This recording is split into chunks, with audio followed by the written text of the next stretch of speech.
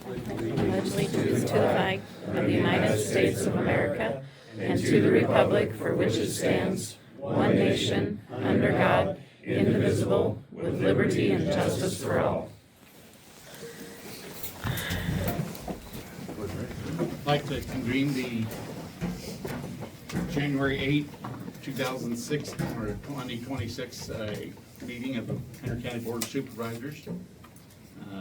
Just want to say thank you for everything. I kind of got an opening statement here. I want to just make kind of a beginning of the year lead up into the year's meetings. Last year's meeting was pretty eventful. A lot of things going on last year. With the changing of the year, what I'd like to do, and then with some discussion with the boards and department head, things like that, we would like to continue in basic guidance following the Robert's Rules of Order as a general basis. I'm going to say none of us are expert parliamentarians, so we might deviate a little bit from it, but the overall goal is the general rules of the Robert's Rules of Order. Henry County Board of Supervisors still in favor of hearing public comments at the conclusion of our meetings. Looking through Robert's Rules of Order and the different entities that use that, the commonality between there, what I found is 2 to 3 minutes in length for a public comment. Normally, the comments are kept onto the agenda. That might deviate a little bit once in a while, but the idea is to stay with the business meeting agenda so we can document and talk about and discuss that. We feel that this opportunity, it gives a good opportunity for the citizens of Henry County to share concerns, discuss needed issues, things of that nature. Following these rules will help the board stay focused and concentrated on the issues at hand, the actual business meeting topics. Supports the agenda topics to be well understood, allowing productive conversation, debate between board members, and ends in a well thought through decision-making process is the goal. Again, none of us claim to be expert parliamentarians, but we'll strive to run a good meeting that way. Over last year, maybe a little bit longer, maybe closer to 2 years, it kind of become evident that a lot of the public misunderstands the authority of the Henry County Board of Supervisors or a Board of Supervisors as a whole. A lot of people think that the Board of Supervisors have an absolute control or a thumb-on approach to every facet of Henry County government. That's not the case. Boards of Supervisors are mandated and expected to follow Iowa law. As we've experienced, we don't always agree with that law, but we're still expected to follow the established law that are in place and comply with that. Boards of Supervisors do not have operational control over any of the elected county officials. I can't go up and tell Kelly, hey, I want you to run the driver's license station this way, or the tax collection process this way, or anything else. She is an elected official, just as Robin is an elected official, just as Lene is an elected official. They are elected by the public citizen, the voting citizens of Henry County, just as Rich is voted for a sheriff of the county. They have that operational control of their department and their operational staffing of that department. We don't have the ability to say, do something different. We can talk, we can have that discussion, and hopefully they would listen to that discussion, but ultimately they are in charge of that department. Elected officials are expected to operate their prospective offices within legal parameters of Iowa law, governing state and federal regulations. I'm going to pick on Kelly again. She operates the treasurer's office within the laws and regulations governing Department of Transportation issues, with hours and issuances and the fees and everything like that. So everybody has their guidelines or their operating rules that they got to play within, the rules that they got to play within. The Board of Supervisors generally asks that if a grievance exists with any of the elected officials or the processes of that official's office, that grievance be best shared, it would be best shared with that elected official that's in charge of that office. If that grievance involves an issue that we as a Board of Supervisors have immediate control on, we would be the persons and the departments to bring that to, okay? And hopefully we can work that out and hear the grievance and maybe recognize a problem or whatever, but the solving goal is to get to that end game there. I think this will help to resolve any issues in the future. Everybody here's heard of the little moniker, remember Iowans have a reputation of being polite, friendly, and steadfast, but having a demeanor dubbed nationwide as being Iowa nice. I think we need to kind of follow the general thought. I mean, we're all neighbors here. We need to all work together. We need to listen to one another. Don't always have to agree with one another. That's obvious, but I think we need to work with one another. Several times here in the last few months, I've heard our meetings being referred to as examples of Jerry Springer show, and I don't like that.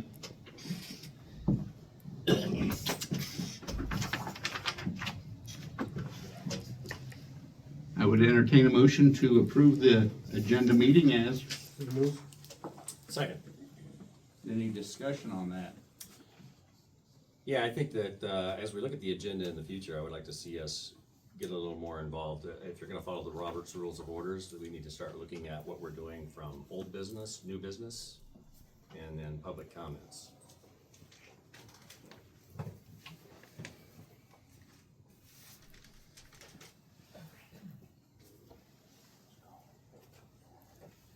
Anything further on that? Or? Nope. I know in that, the public comment, some references material say that it has to absolutely be held to the agenda of that. I don't think that's necessarily the best follow through on that. I want to give, if there's an opportunity to bring something up that had been overlooked or whatever, I think there has to be a place to share things like that, but. Yeah, just so we're on the same page here, my perspective in Robert's Rules of Order is that the agenda and public comments are open. It's the public's only opportunity to talk to us as public officials. They may not have another opportunity, so they need to be clear and concise and to the point and as pleasant as possible, but I think anything should be open to discussion. And I'll speak for myself, and I think I'll speak for the other guys here too, that if anybody has an interest of approaching us and talking one-on-one after the business meeting, I'm open to that as well. I think these guys would be willing to do that as well, so. Anything further on the agenda? No. Okay. All in favor of adopting the agenda as printed? Aye. Aye. Move to the minutes. I entertain a motion to approve the minutes. So moved. Is there a second? No. I will second with discussion. I think there's some adjustments that we need to be made. I know some of the appointments and the commission members and things like that need to be adjusted. There's a few of the numbered bullet points that we need to adjust. Like it was brought up in the minutes that the county holidays had been discussed. They actually had not been discussed. It was a follow through from the employee handbook. I think we all three need to look through that and come up with a final draft and then approve that. Okay. And we won't get it done right now, obviously, but, that'll be a working process, so. Department head meeting is the next item. So what about the minutes we're gonna? Yeah, yeah. Well, the minutes, I think we need to discuss, I mean, we can do that now if that's, Because there were a couple other issues as well. We did not discuss, item number 21 on the agenda, which was the mileage rate. yep, And then there was an item that was left off the agenda, or the minutes rather, speaking about Marion Conner and the EMS situation in Trenton, which has turned into a bigger situation that we need to resolve Yeah. with those folks. And we missed that from the minutes as well, so, yeah. and the Marion Conner thing with the Trenton first responder with Adam, I think maybe at the end of your presentation, either carry on from there or maybe hang out a little bit and we'll talk about that a little bit further. Sounds great. So if that works for you. Anything else on the minutes, Steve? I know item 21, the mileage, the holidays, what else Those were was the it? 4 things, yeah, we talked about. And we'll get them adjusted and brought up, so. Well, okay, in the past, all of those have always been a carryover unless we change them. Yeah. So that's why they are presented like they are. I understand, but again, it's the Board of Supervisors' responsibility to discuss them so that they can be in the minutes and be documented. Because otherwise, it just makes the assumption that we've already talked about it, and it's Yeah. in the minutes and it's done. Anything further on that? We'll work on the claims, we'll get them signed off as we go through. And, item number 4, department head meeting. I tried to keep a little bit of running tally of who come in first, and Kelly was the first person here, so. Awesome. All right. So, we pass those down. For the month of December, you have your investment account balance, you have your motor vehicle use tax, driver's license retention report with the collections from July to December, so that's half of the fiscal year. And you also have the general ledger fund balance. I did try to get a couple more reports just for reference. I mean, I do several reports, I think I've mentioned that before. And sometimes it's interesting to see what I've got. The first one there, that's the driver's license issuance fees for the 2025 annual year. One of the columns has an OOC column, that is your out-of-county fee, which is the $10 per customer. That comes to, 356 customers, out-of-county customers who came to Henry County and paid that extra fee to do so. The report also shows that the county retained $29,000 in a 12-month period, where we sent $54,000 back to the state of Iowa. Okay, so that gives you that total, running total there at the bottom between the out-of-county fee and what we retained at $32,000 for the county on that. This report is just a fun report for me. The state auditors actually asked that I do that report. It's a fund balance of it kind of mimics your investment report, but it also has on there a column for interest that was not calculated during the month of December. It was calculated on maybe the 2nd day of January, 3rd day of January, because the banks hadn't posted it yet. The only interest posted in the same month is the interest that comes from the checking account, because we pull that prior to balancing for that last day of the month that we're working on. It's kind of interesting. What do I have on the bottom of that? It shows that in the month of December, sorry, I gave you all my copies. We posted $13,500 in the checking account with an additional 24 that came in after that. So you're looking at 13 and 24, $27,000 for interest for the month of December. And this last one is the report that I'm required to give you, which is the semi-annual report. I've sealed them. My signature is electronic, but I have sealed them to go along with that. I've also emailed a copy to the auditor for publication. So the fraud training that I had announced that we were gonna go to in January on the 28th in Pella has been postponed to April 29th. There was a lot of counties that were concerned about weather issues, so my office will be present on January 28th instead of closed. Now we're into April 29th. This is a reminder that the new state driver's license scheduling system will go live in January. I will have to sometime within the next few weeks update the links on the county website and the Treasurers Association website to have those scheduled appointments that people can do online themselves versus calling into our office for driver's license. They will go hit off of the DOT site now instead of our own sites. I won't do that right away on the 20th because I want to make sure that my office is comfortable with the switch. It is a very complex system, I have to tell you. My training modules started out at 32 and I've ended up at 48. I've had to do 48 modules just to learn this scheduling system. So it is a little bit more complex than what I originally thought it was going to be.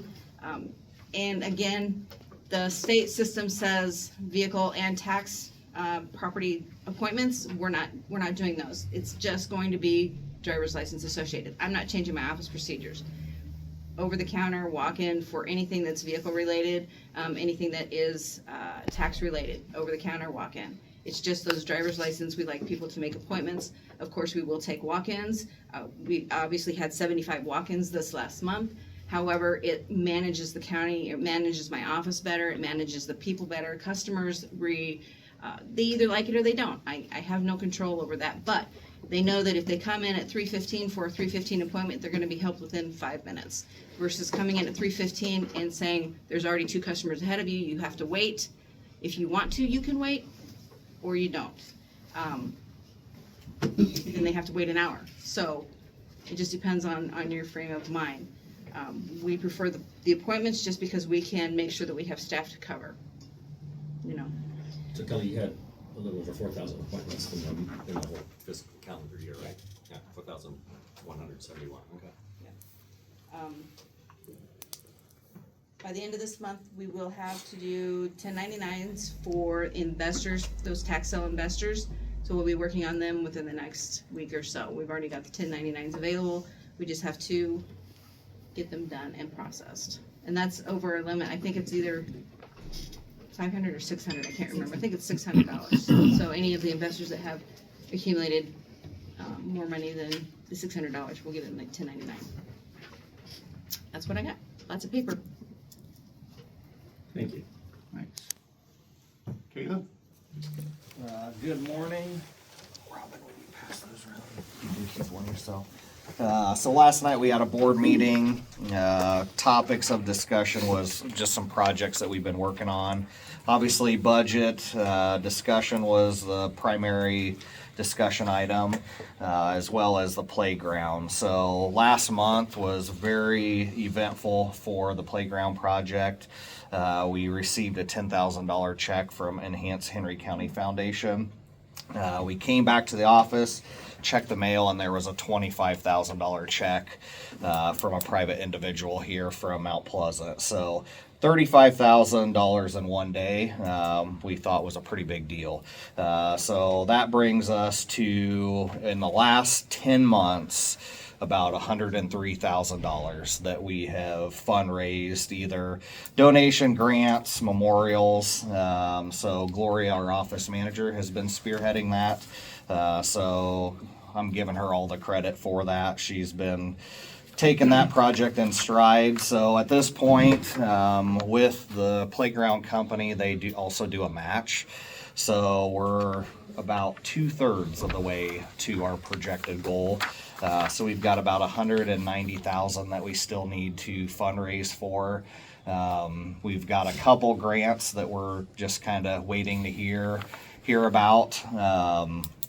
So hopefully within the next month or so, we should hear whether or not we were accepted for those. So we're getting much closer. Our goal is to break ground sometime next year, probably summer, if everything goes as planned. Winter project's been working on just prepping for next season. Cutting trees. Unfortunately, we've got quite a few dead trees around the campgrounds. We're taking that and cutting it into firewood and splitting it so we can turn around and sell that to our campers. Been working on some nature center projects. Programming, the naturalist and I have been working on programming for 2026. So hopefully within the next week or so here, we'll be getting that out on the airwaves, advertising what we will be hosting. Due to some staff restructuring over the last year, we've decided to take a little bit of a step back. We had our assistant naturalist take another position here within the area. So I decided to do kind of a 3/4 time naturalist, and then the remaining of her time she's going to be working out in the field with Dalton and I. So Addie Pasha is her name. So just trying to scale back a little bit on our programming to do that. Volunteers, we're always looking for volunteers. Last year we had a great group of volunteers help us man the nature center. So if you have any interest in volunteering, please contact our office. Lastly, January 27th through the 29th, my staff and I will be at a conference. So our office will be closed those 3 days. Any questions? Looks like people are using the trails even in wintertime. Yep, so between just the trails, the disc golf at the top of the hill, nice mild days like today, people are utilizing the disc golf courses as well. So yeah, we've seen quite a bit of activity. Obviously, the first part of December was pretty snowy. It was pretty quiet out at Oakland, but weather like this, people are out recreating, hiking, bird watching, so. Thank you. Thank you. Rich? Yes, thank you. Last month for the sheriff's office is kind of a rundown here. Jail's been continuing to run at around 50 inmates per day, and it's been that way for the last several months. Our total revenue generated for housing out-of-county inmates so far at the end of December is $4,297,974.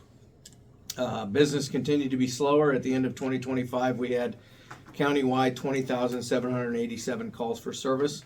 Comparing that to the year prior at 22,558, and the year prior to that, 23,432. So we're about 3,000, just shy of 3,000 calls shorter in 2025 than we were in 2023, which is a good thing. We are fully staffed in our jail. We hired Jennifer Getchell this last month, and she came to us the 5th of January and started. So we want to welcome Jennifer Getchell to our staff. She does have 13 years of jail experience in a neighboring jail, and we're happy to have her on board. We only have one opening now, and that's a deputy sheriff position. We took applications through last Friday. I'll be meeting with the Civil Service Commission this Friday to get their approval to move forward with those applicants. Hopefully we can proceed and fill that position within the month. Deputy Doak will be starting his duties here in the courthouse this month. He went through that civil service process last month, and we look forward to having him here in the courthouse for security.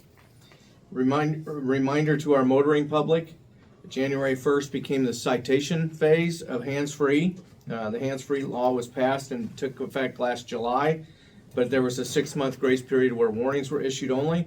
But now it's January 1st and citations are on the table. So put your phones down or work with them hands-free, or you can get a ticket and pay a fine. And quite frankly, you'll save some lives in the process, hopefully. Our budget for the first half of this budget year is doing well. We're right on target where we need to be. And we started working through the proposal that I'll be bringing to you guys in the near future for next year's budget, and so far it's looking pretty good. So I look forward to meeting with you guys in the next week or two to get that ironed out. For all the other department heads in the room, thanks for the work that we've done together. I appreciate each and every one of you in our working relationship. and I look forward to a prosperous 2026 with all of you. Thank you. You wanna bring up the extermination? Pardon me? You wanna bring up the stuff, Tyler? Oh, actually, yeah, that's something that we talked about at 911 last night. I've always budgeted in my annual budget for extermination fees, and I know recently our custodian here at the courthouse, Tyler, has been doing that extermination fees. So I'd like a little guidance from the supervisors on whether I should plan a zero balance or a zero line item for extermination, or if I should budget money to reimburse Tyler for his services and expenses. Just a little guidance on how to proceed with that. We haven't per se been paying Tyler to do it. It's part of his duties as the custodian here at the courthouse. He comes out to the sheriff's office and does our extermination services. But unless you want me to quit paying Jake for gas, I compare it to that. You don't want to hear that at all. No. But essentially, it's a county to another county entity. I don't think free seems appropriate unless Jake wants to start giving me gas. But I'm trying, Jake. I'm trying. But essentially, if you guys could give all the department heads that Tyler does extermination for some guidance on what would be appropriate as far as budgeting goes and billing goes and so forth, I'd sure appreciate that You insight. know off the top of your head what your budget says today? I don't. I want to say we budget about $750 a year for outside service. Jesse, you're there. Do you remember? Okay. I think it's $750 a year that we've paid an outside vendor in the past, maybe $1,000. And I think that would be appropriate. But who do we pay? Do we pay you gentlemen? Do you invoice us? Does Tyler do that on behalf of himself or for the auditor? It's the courthouse. It's just the courthouse goes out and he goes out and exterminates. Right. That's just what he does. Right. It's just a custodial thing. It's Sure. what he's done in the past. We'll talk about it, try to give you some direction. Okay, and we can talk about that when I present my budget, I presume. Yeah, Because absolutely. Tyler's certified in Right. He has his service license. and everything, so. But there is expense to that, and Sure is. I don't expect, unless Jake wants the free gas. I don't expect whoever pays that bill for his chemicals, per se, to foot that bill on behalf of my office, but however we can work that out. Absolutely, thank you. Thank you. Jake? There is a little bit of a difference between your gas usage and Extermination. Yeah, so just for clarification there. So you yeah, could prorate our gas bill. yeah, let's just keep that going as it is. Just kidding. No, that's fine. I'll do my permits later on here, but just to kind of give a maintenance update. We've been working on some brush. We've been doing some work on J20 near Lexington Avenue. To the east of that, removing trees in the right of way near that small bridge, and then we're going to continue a brush removal project going on east there as we're working with some different landowners and stuff out there to take care of that. We did take some time to go out and remove silt fence. So we've had a lot of projects over the last 5 years, and we sent a crew out the last 2 days to remove that silt fence where the vegetation is established. We removed all the steel posts and the silt fence. We cut that off flush to the ground or pulled it out. And again, just to kind of clean up the right of way and stuff like that. So one item with that I wanted to bring up is that we would like to, we have got a lot of steel posts now that are a shorter, they're about 4 footers. We were gonna, with your blessing, go out and get quotes from other erosion control companies and see if they want to give us a bid for those steel posts versus putting it on Gov Deals. So if you guys were okay with that, we'd send it out to the different erosion control companies and see if they want to give us a price to purchase our used steel posts. So is that okay with you guys? Versus typically put everything on Gov Deals. I think on this one we've got, I think there's 3 pallets of posts that we would offer out, and then they would have probably the most need for those posts, or I think we'd get the best value for them, but it would just save some time if you guys were okay with that. Ballpark, how many, is it 3 pallets? What is that? Yeah, so I think we're talking around 200 posts per pallet, so 600. And that's what we picked up the last couple of days, so there might be more out there that we would look at doing. But again, these are short ones, they're not really fence line posts, I would say, but they are used for silt fence and stuff, so. That's the department for you. Okay, I just want to make sure it's a little different than the gov deals, but I think it would be a better way of, for us to be quick about getting them gone, so. So, that's taken care of. Durapatcher, we also put the Durapatcher out yesterday and today. It's working on, filling potholes on the pavements. They're working on various locations as they're going around. Again, after we do any snow removal, those potholes will typically pop back up, and we'll do that. And then they're talking rain this afternoon, so we'll be probably bringing those guys in after it starts raining to work around the shop there and do some cleanup.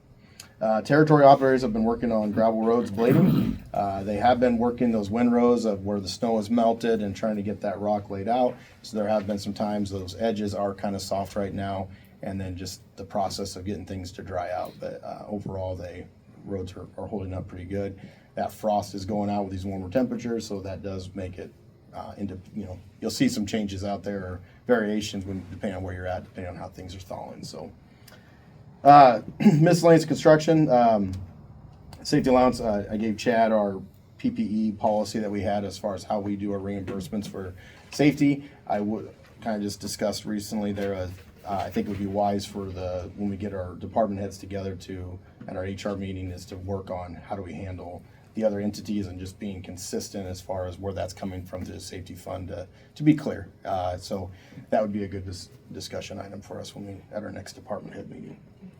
And then just the 235th Street Bridge update on the project. The contractor's been working this week. They're working on building their temporary stream crossing at the stream so that they can walk their crane back and forth. Right now, what their plan is to have a crane on each end of the bridge, and then they'll have one down below for now. And then they're going to be working on setting up to remove the existing beam. So they were maybe tentatively planning later today to start that process, but with that rain coming in, it might slow them down. But again, they're still on removal at this point to get things out of the way so they can start, they're finishing the rest of the demolition of the piers, and then would plan to start working on the new piers on that project. So, and again, just a reminder, I'll be here on the 20th for my budget presentation. That's it. So did you want to follow up with the weed commissioner conversation? Or you Yeah, wanna wait? your people that work under the roadside vegetation, everything like that, our weed commissioner has, I understand, talked to you a little bit about maybe combining some services to keep your people on task and let him do a simple spot spraying. Yeah, of noxious weeds or whatever. I think we just need to get together to make sure that, how our side and Mr. Yaley would work on that. I don't think we have any issue. I think what his desire would be is, sometimes with the noxious weeds, there is a very stringent date, after, if he seeds it going to seed or getting ready to go to seed, taking care of it right then is actually more appropriate than the time that it takes to get the report to us, to get us to go out there. So I think there's some value there, but I would like, just doing a sit down on our end. I think the big thing for you guys would be is just the budgeting side of, will you budget more for the weed commissioner on chemicals? We get a little bit more information from him on that, and who's supplying the chemistry and things like that, so. Yeah, I think it'd be wise that we would match up some with what we're doing. The biggest thing is just communication on, okay, I did spray this or I did not, so that we're not duplicating or overlooking spots that way. So my recommendation would be is, if you guys are on board with that, is that we just get our VM gentlemen together with Mike and to get a game plan going. Yeah, and it wouldn't take your position away or anything, it would just, no. Because we got hundreds of miles of road right away to spray. My understanding of what Mr. Yaley was talking about was just complaints that he's getting, or when he's doing a drive, if he sees something. I don't think we're talking outrageous amounts that he's gonna be doing. Again, we run out of time to get all the spraying done that we need to do. It's more of a manpower issue and a budget issue for us. So we typically target noxious weeds, the primary ones first.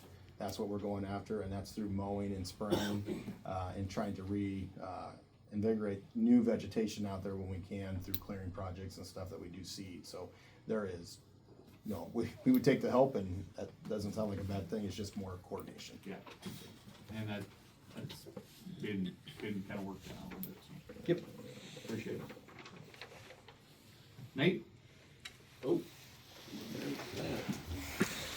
Okay, so 2025, Pete Yoakum finished his first term as deputy assessor for Henry County. He was sworn in for his second term on January 2nd. That's a 6-year term, and he'll be required to complete 60 hours of tested and 30 hours of non-tested continuing education between now and 6 years from now, whatever that is. Field work, we're in full throw with field work.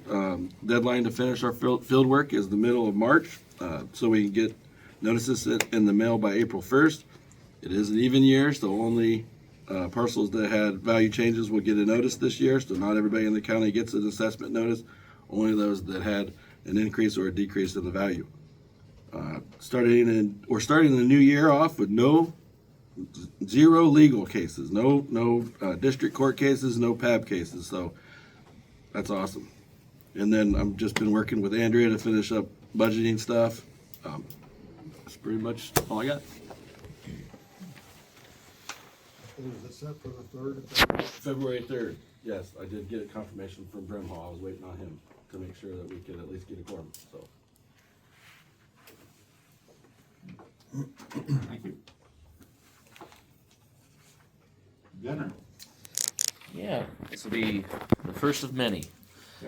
So just to start off with echoing what Rich said, I'm excited to start working with everyone here in the new year. Excited to be on board.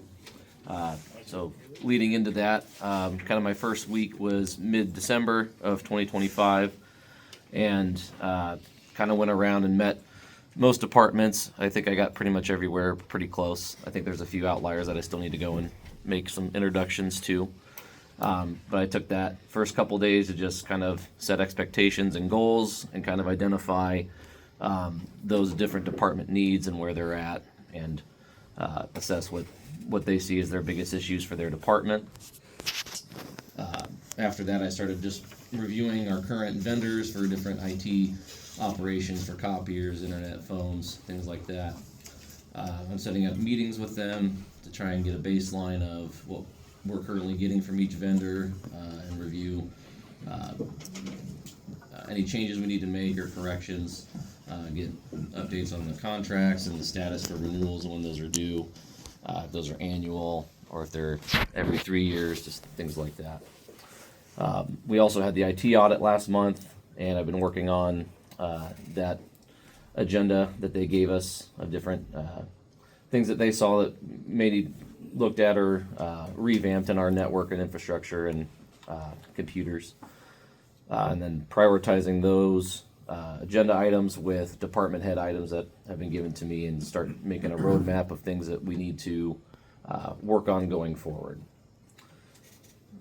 Along with that, just assessing our current infrastructure, what servers we have, computers, where everything's at, just getting essentially a lay of the land of how we operate, identifying any gaps or areas for improvement,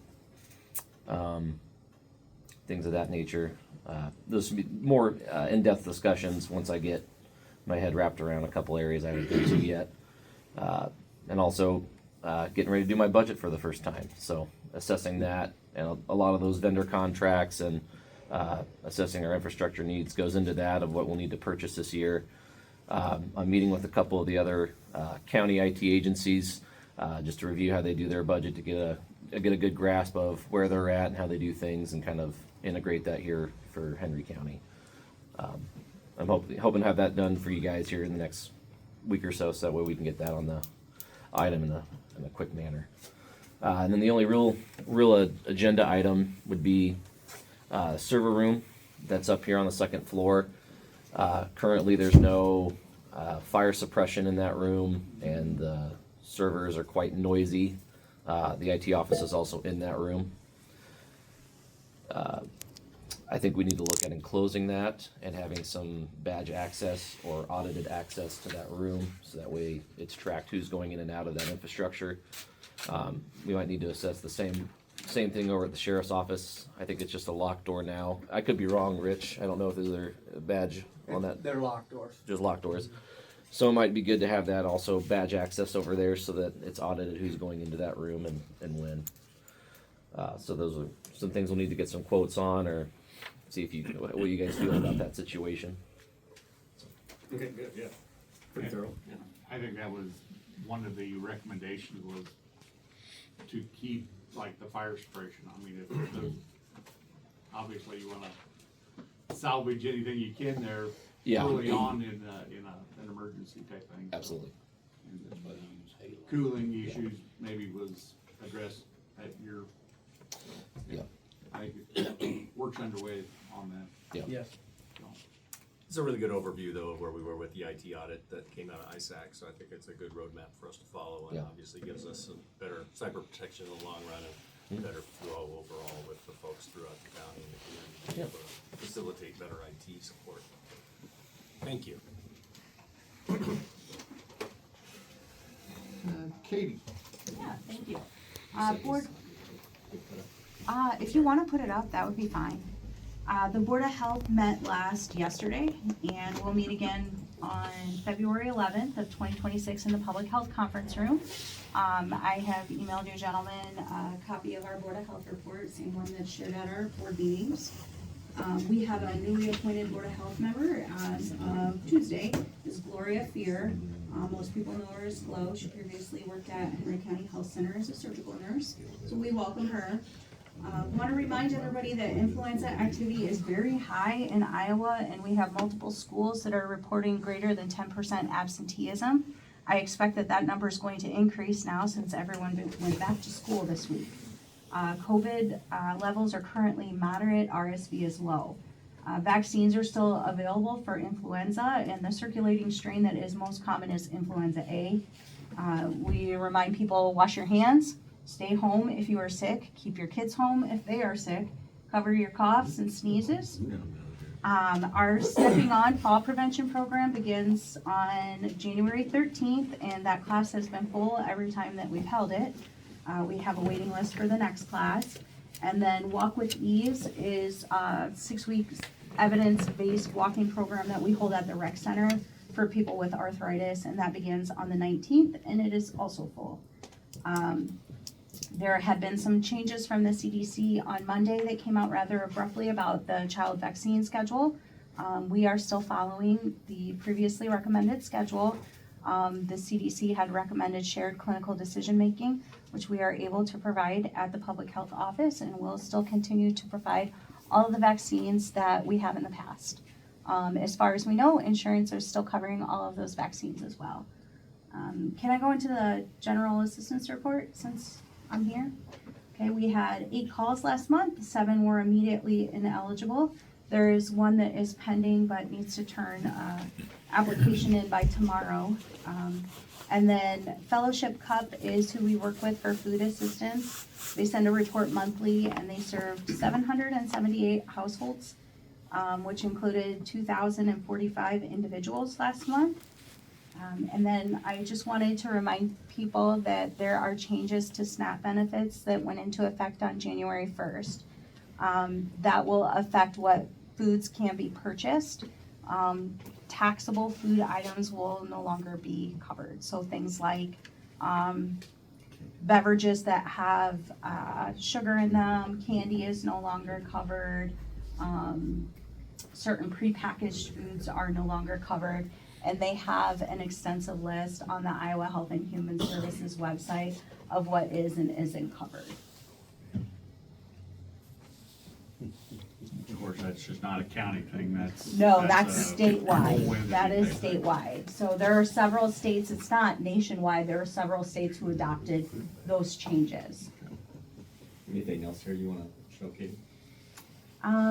It's lengthy. If you wanna read it, you can. No, that's fine. Anything you just wanna reaffirm from your PowerPoint or your slide? Okay. Thank you. Was Gloria able to make your first meeting then yesterday? She was, yeah, I hope we didn't scare her away. She had a lot to cover, and then we also we have a regional consultant from the state. So she was down yesterday. She provides orientation to all new board members. So Gloria had probably a longer day than she anticipated.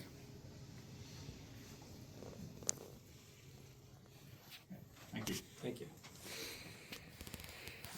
Blake?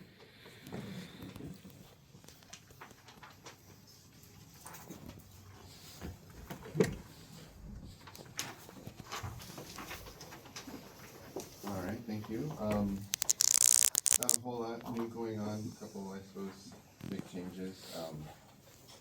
We have our district court judge Wyatt Peterson's here. He's gonna be, our district court judge for the next few weeks still. We have him January 5th, 12th, 20th, and 26th. Those are all Mondays. Reminder, the courtroom is open to the public if anybody wants to come and see court those days. Our trial date for January was January 6th. That would have been yesterday. We did not have any courts or any cases that went to trial. Our district associate court judge is still Judge Jonathan Stensbog. Court dates for January are gonna be the 7th and the 21st. Arraignments occurring on January 14th and 28th. Magistrate court, we do have daily initial appearances, traffic and civil misdemeanors. Typically, most of the bulk of those cases get seen on Fridays. Some items of interest for Henry County Attorney's Office. We continue to see truancy charges going up. Some of that might be as was reported due to health issues, sicknesses and whatnot, but we are trying to help with that as much as we can. Excuse me, for a second, is that something the sheriff gets involved in as well, then at some point with truancy? Sometimes. Yeah, I suppose sometimes. Typically, it's you know, it's a simple misdemeanor charge that does get out. The schools, based off of Iowa law changes, handle the bulk of it now. We used to be a little bit more involved, but they have to set up meetings with the parents and go forward, and then after a certain percentage of absenteeism, they have to refer that to our office, and then we file charges. Thanks. Tamara Mulford has effectively retired at this point. I believe her last day would have been December 31st, 2025. We are not filling that position as a cost-saving measure for the county, in accordance with the original intent of the Henry County Retiree Benefit Program. I'm resigning as an assistant Henry County attorney here in Henry County. My last day will be next Thursday, January 15th. I have accepted a new position at the Des Moines County Attorney's Office. I'll be an assistant county attorney in Des Moines County, starting January 16th, 2026. I just want to take a moment to say I have appreciated the time I've been here in Henry County. I've been here for 5 years now. I truly enjoyed the time I worked with Darren in our office. It has been a wonderful experience. I fully support Darren. I'm not leaving the Henry County Attorney's Office due to any sort of internal conflict or anything of that nature.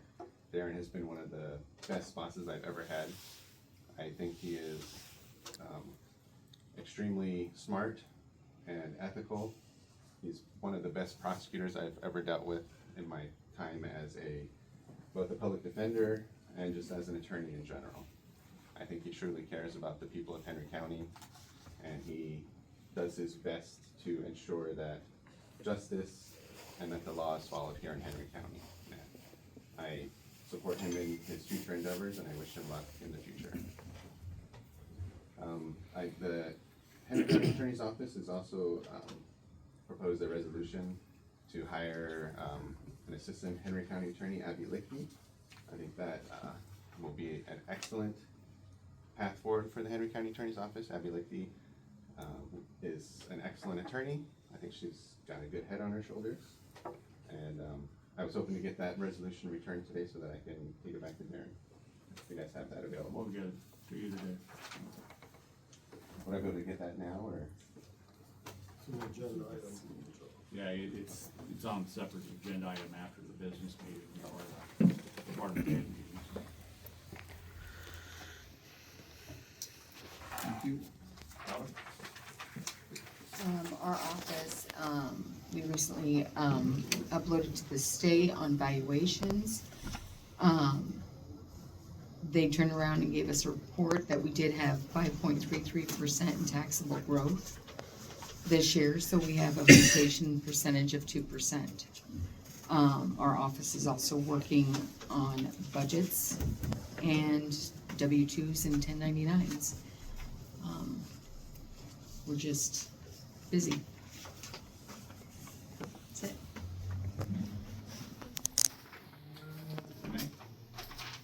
Here are my quarterly reports. Last quarter, we took in $116,000. 80,000 of it goes to the state, and we get to keep just over 35,000. We did record 714 documents in that quarter. Just a reminder, if you have not gotten your off-road vehicles renewed, you now have to pay an extra $5. So it's either $18.50 or $23.50 for off-road vehicles and $38 for snowmobiles. And also a reminder that Marla's last day is February 27th, and we will be closed on that following Monday, the 2nd, to do some training and to reorganize the office. You said the 27th was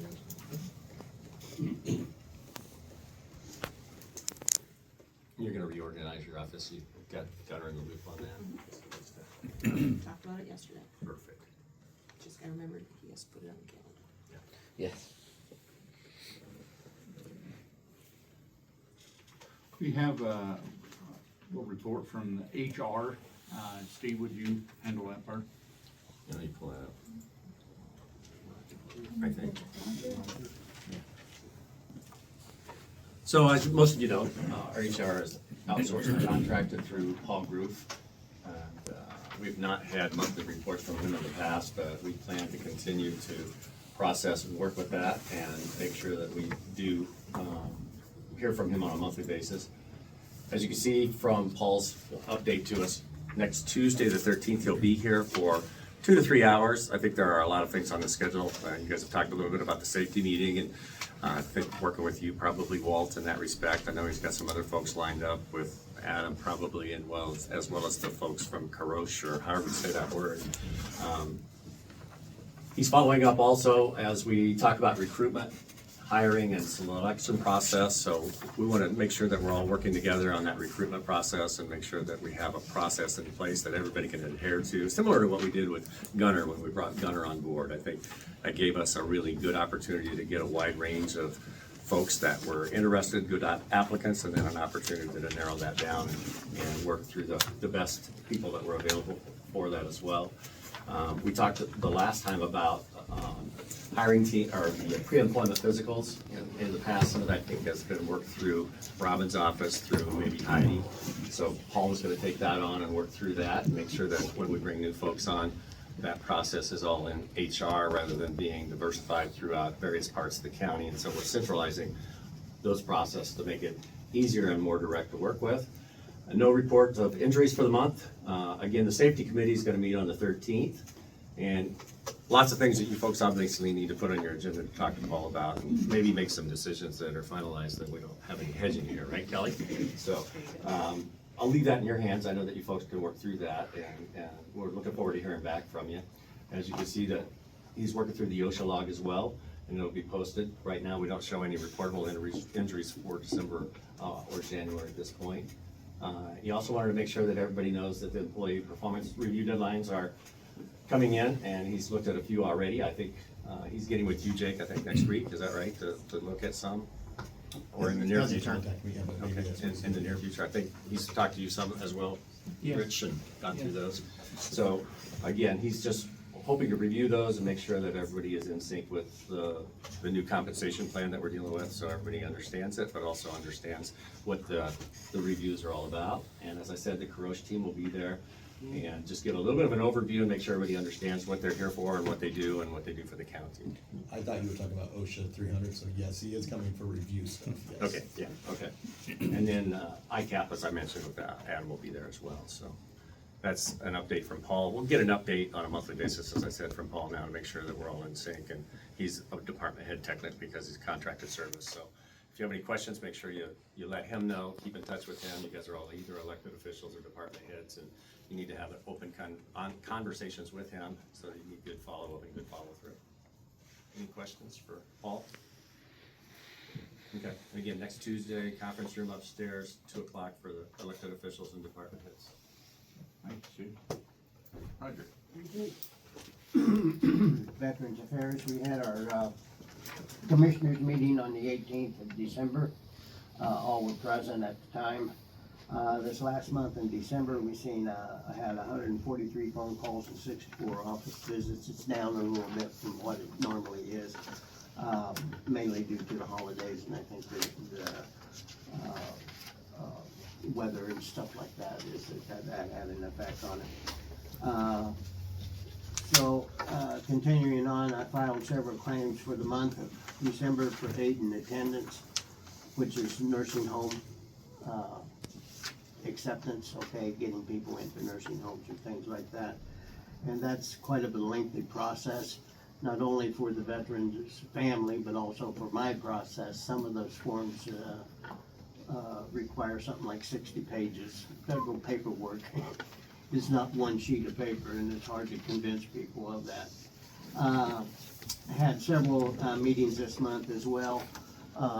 In December, we had our stakeholders meeting at the Iowa City VA, which they have quarterly, and they're changing that to a monthly meeting now, which there's a lot of changes going to be taking place in 2026 through the VA.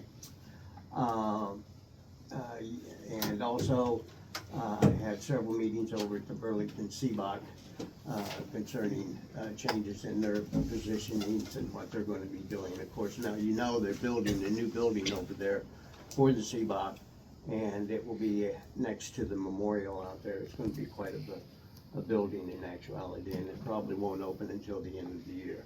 That's down along the river down there where the memorial itself? Where the memorial in West okay. Burlington, yeah. West Burlington, okay.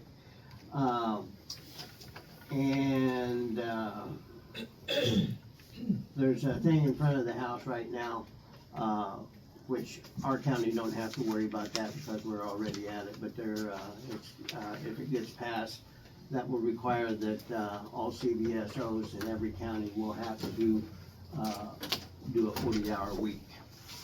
And that's in front of the State House right now to vote on it, and I'll let you know if that takes place, okay? Which will affect a lot of counties in actuality, actually in the western part of the state. So,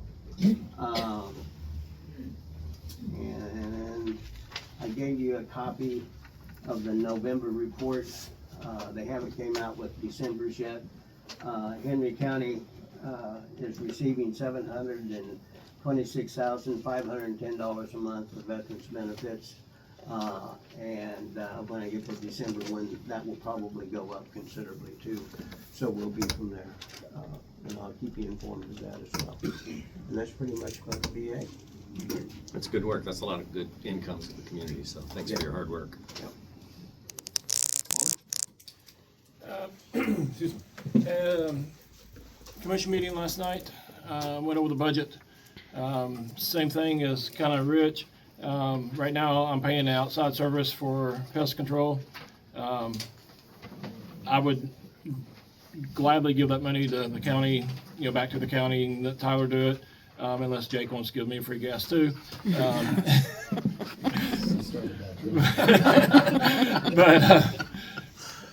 So I have scheduled a training in Henry County as part of our search and rescue team training. We've done the mental side of a lost person. Now we're going to be looking at the physical side, and this is a forensic man tracking class. It's going to be a 2-day class, so that when we do have people go missing, we have better tools in our toolbox to go out and try to find them. We've been pretty successful on the mental side, but I think this will even enhance that even better. So that's going to be in March. And who attends those? We've got a group of volunteers that does search and rescue. They've taken the classes. I think Chad's going to take that class as well, and then we'll open it up to the sheriff's department and whatnot. But most of our volunteers are firefighters, so they're on the fire departments. So, and they're all kind of all around the county. So when we call out, somebody at Oakland Mills, when Salem comes, they've already got the training. Same with Mount Pleasant, New London, etc. So, but that's the guy's going to come up from Tennessee to teach the class. He's going to Minnesota. That's the reason he was like, hey, I can stop in for 2 days and teach the class here. So he's giving us a pretty good discount on that class. So so that's a good class for us to be looking at. So that's about it. Kind of echo along with that. Last I made a proposal to the 911 board. See what they thought about me sitting in on that course, because I have some of that training from past and have that interest and everything like that. And I'm still part of the community and still active in all parts and, you know, everything with the county. So they thought that'd probably be a good idea. That way I could go and if Salem needed somebody or just anywhere in the county. So they thought that'd probably be a pretty slick idea, and thought that'd be good. I said if need be, I can pick up 10 cans along the way to pay for my tuition and everything. Hey, Chad, do have one other thing with Tim being here. Is the garbage hours the same as it's been, or are you changing that some? No, we posted them on the sign that's there, but instead of noon to 6, it's 11 to 5:30, Tuesday through Thursday. Friday is 7:30 to 5:30, and Saturday is 7:30 to noon. So they changed just a little bit. People call me all the time. I had a 5-minute voicemail. Someone asking about the times, you know. Yeah. We're open an hour earlier, but we're closing 30 minutes sooner. So. Tim, if you give me that, then I can post it on the website. Okay. Good. The 911, are we gonna cover that later, or the meeting last night? I just had a couple of questions. Yeah, so you can give us an overview of the 911 meeting last night? Where you're at with that? That's Rich. Where do we start at? Just a couple of highlights. We went over the budget. Okay. Kind of a big deal. Kind of a big deal, yeah. Gunner was there. We talked a little bit about if the server needs to be replaced or not over at the sheriff's department. That's a nice chunk of change if that does need to take place. Joe. It does need to take place. Well, Yep. yeah. Just let me know. So yeah, we're looking at a hefty price tag there. Not exactly sure what it is. I know a ballpark, but I don't want to put that out in case it's wrong. Rich went over his call volume and everything, and which is significantly less, not significantly, but it's quite a bit less than what it has been over the last few years. So that's a good problem to have, not having to call the first responders out. And then Joe Buffington came and talked to us about a grant that we received for GIS. He was asking for some of that funding to go to him. The commission or the board decided that we'll be sending you guys a letter saying that if you guys want reimbursement for his time that he does on GIS through some of that money, you guys need to come to us and request reimbursement. So if he's spending 10% of his time on GIS for the county or to do the mapping and everything, whatever 10% of his salary is, if you guys want to come to us and ask us for that reimbursement, we're open to that discussion and whatnot. Anything else, Rich, that I think that kind of covers it. Yeah, we talked a little bit about Marion, and Trenton and whatnot, but I think you guys are going to cover that. So, So I'm at the meeting on that. You can stick around if you like. Okay, thank you. And Joe. Finishing up, verifying new addresses from December to upload to the state along with the rest of the GIS data for 911. I got a new subdivision I'm working on, and I'm preparing the reports to FEMA and HHS for the emergency management building, for the building and the citizen convenience site. That's the annual reports we have to do to them. And that's all I have. Joe, part of that report I'm asking was a cathode ray tube, because I got a letter here addressed to Greg in the mailbox, and it was a DNR report asking how many total poundage of waste was utilized, gone through, handled through that facility out there. That's nothing that you would do. I think that'd be more through the carrier, wouldn't it? Well, You file that report. that will go into the report. to the permitting through DNR, which we only do every 3 years, and we just did that. It's done. So it's not due again right now. I'll be gone before it's due again, so it'll be somebody else. I think this is a separate standalone report that we'll create. It basically fill in the blank of the reporting that had come from Wamega. Yeah, but the feds don't care about that at all. So. Joe, is there anything we need to worry about or do with the master matrix stuff? That's on your agenda for next week. Okay. So I'm gonna come through that next week.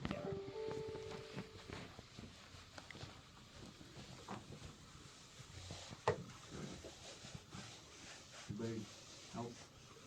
I think I got everybody covered here, so. Appreciate all the department heads putting together their reports and everything, so. Yeah, thank you very much.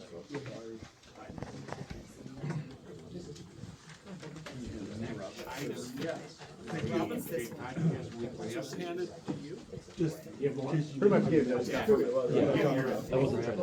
All right, thank you. So is that it? Or want to put it on? Well, it sounds like Yeah, oh, absolutely. They have to retract. Absolutely, yeah, no. Have a good one.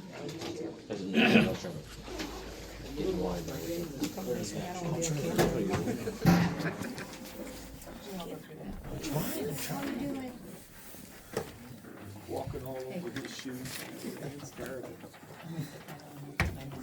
You want this? I think you sent it to me. Yeah, I did. It's Yeah, you just got it. one permit, so it's up to you. I'm just here to stand for sure.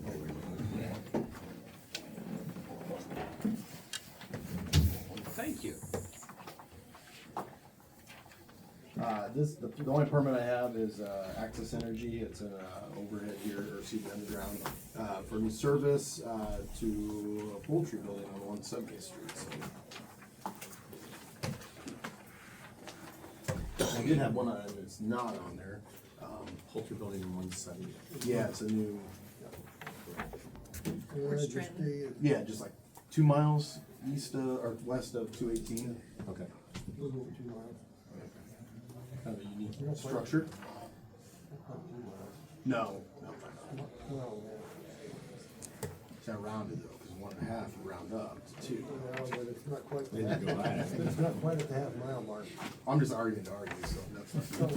It's not, huh? Yeah, I'm just They just being an engineer. factual, right? Yeah.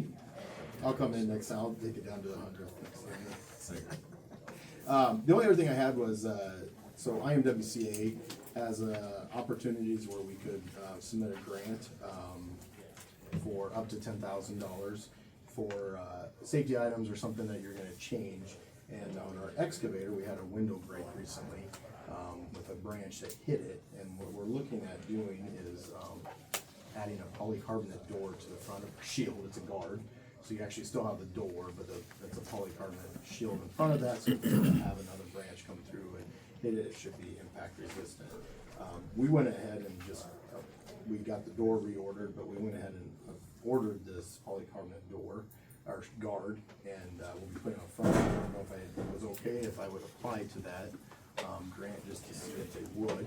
They understand that I am in the process of purchasing it, so they may say no, but at least time I think we should take it. So each year we have, if I understand it correctly, is that we have the opportunity to apply for something that's gonna change. And there's a list, if you ever go to their IMWCA website, there's a list of items that you could look at doing to fund to help, they call it a safety study. And they thought that it'd be worthwhile to at least see if it would work. So I wanted to make sure that I wasn't stepping on toes if I submitted that. I think that sounds like a good idea. I've never heard of anybody else applying for that or. No, neither have I. Okay. Is that something you're gonna bring up next Tuesday with your team as well, with the safety? I can, yeah. So we will not be going to the full dollar amount. It's roughly we're looking around $4,000 for that door. That'd be my next question. I don't know if that means that you have. I don't think that means you have 6,000. I think you get one. And then, so I'd be looking at that early for it's 1 calendar year, I believe. So. Provides ongoing safety for the operator then too. Correct. Yeah, that's what's driving it, is that if something comes through, you'd like to have that impact. And with our tree removal, since we have been kind of ramping up our using our excavator on these operations, I think it's worthwhile to have that extra protection. I would say it's another thing in front of you, so it's not always the easiest thing to work around, but it's also one of the things we're just saying we're gonna have to learn to work around it. Does it replace the glass window? or- No, it does not. It's actually a guard that fits in front of on it, the front. and it has like a hinge, so it can get in and clean on both sides of it. But yeah, it would actually bolt on, and we went with this route because we can actually fasten it ourselves versus, if you looked at your metal frame that you can put on the cage, and this should have better visibility than some of the other cages that we're looking at, so. Hey Jake, to add on to that, the ICAP grant. Yep. We could probably use the county's ICAP grant towards that too. That's $1,000. Adam, you think that'd be one of the things they'd approve, you think? Yeah, there's a good chance they would. The worst case, you submit it and they can tell you no, but the county as a whole gets $1,000 each year. So it has to be due for safety. Yeah. So that would be a safety item that we could. And we've utilized that one in the past for slings, towing ropes, and things like that to use that $1,000 for. So yeah, I think the big thing is just making sure we don't lose out on not submitting something. That's part of your, I guess you view it as that's part of your fee, I guess, however you want to look at that. So you might as well get it back. Go for it. I think we tried for this one, and then I think the sheriff's office sometimes gets some stuff from that I assume that you guys would. So I think it's kind of a who needs something, and here's $1,000. Like, what safety items do we need to replace? So, okay, I will submit that. I just want to make sure you guys are okay with that. Yeah, thank you. Okay. That's all I have. Unless you have any comments for me. Next item of business is resolution number 1-2026 to hire an assistant Henry County attorney. Blake, since you're the representative here for the county attorney's office, do you have anything to add to that, or? Just as I said briefly on my comments earlier, I think it's Abby Lickney would be a wonderful addition to the office. She's obviously local, she's a good attorney, and with me leaving the office, they're going to need all the help they can get. And that's gonna be a registered full-time job, like? It would be full-time, that's right. 30 hours, But with is that what we're talking about? With 30 hours a week. And she will only be employed by Henry County and no one else, is that correct? That's correct. Excuse me. Motion to approve the resolution 1-2026. Would there be a second? I'll second. Okay. All in favor of the resolution? You have to We'll do a roll call. Dietrich, Yes. Lindy, Yes. and White. Yes. I'll read the resolution just for everybody's good reading and understanding. Be it resolved pursuant to Iowa Code Section 331-904, paragraph 4, that Abby Lichty be employed as a full-time employee in the office of the Henry County Attorney's Office in the position of Assistant Henry County Attorney with initial annual salary $70,200, with other benefits as provided pursuant to Iowa or pursuant to the Henry County Employee Handbook. Said employment shall commence January 12, 2026, or as soon as practical thereafter. Past the state date of January 2026.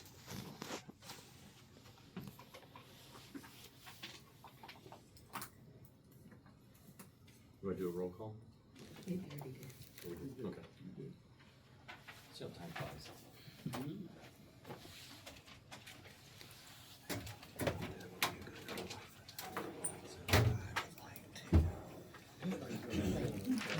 I jumped the gun, I'm sorry.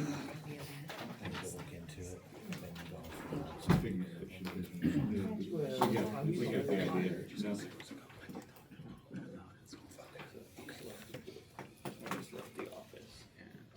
I'll shut this thing.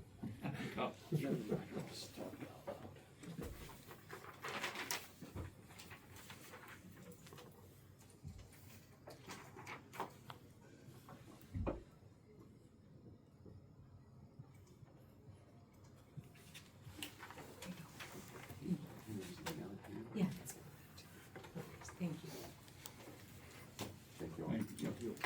Hey, good luck. Next item of business is item number 7, resolution number 2-2026. It's the, I think that might have been a typo here, it's really the treasurer holds the holding bond for the auditor for the elected officials bond. That's correct? Yeah. Okay. You want me to read this verbatim? It's totally up to you. Okay. Guys, you want me to read it or not? Absolutely. I can read. Resolution 2-2026, County Official Bond Approval pursuant to Iowa Code Chapter 64. Whereas Iowa Code Sections 64.2, 64.8, 64.10 require public officers, including county attorneys, recorders, auditors, sheriffs, assessors, and treasurers, to obtain a bond, and whereas Iowa Code Section 64.8 requires county attorneys, recorders, auditors, sheriffs, and assessors to obtain a bond in a penal sum of not less than $20,000.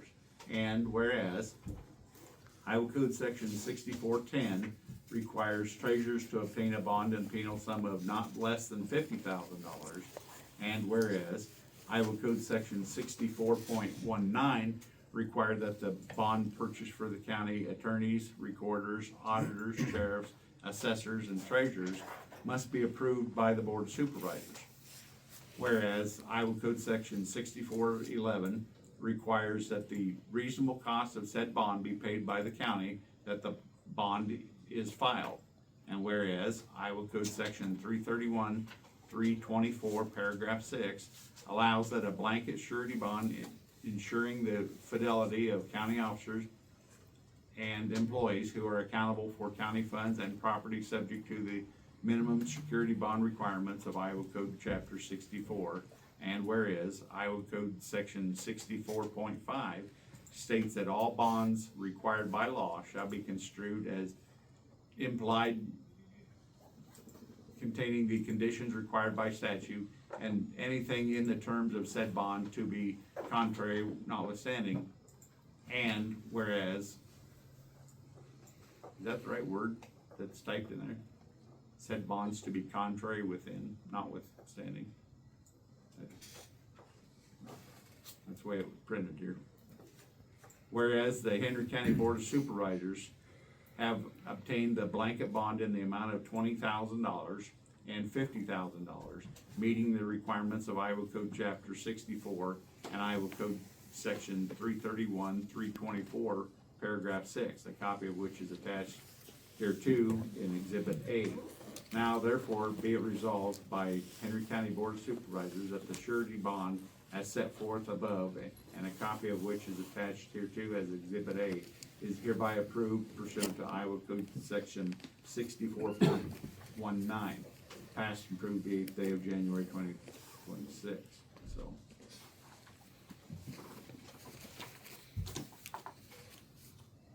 Motion to approve resolution 2-2026. A second. Being moved and seconded, I want to check on that one word to make sure that that word, the proper usage on it and everything like that. But being moved and seconded with a typo potential there. I'll Kelly, take- can I have some questions? Kelly, a number of years ago, we increased this amount. It's the same resolution that we used. Yeah, you know, but a number of years ago, I mean, there's nothing that we need to be increasing it or anything. Okay. George, question? Are you taking a roll call? Yes, roll call vote on resolution 2-2026. Dietrich? Yes. Lindeen? Yes. White? Yes. Motion passed. Resolution passed.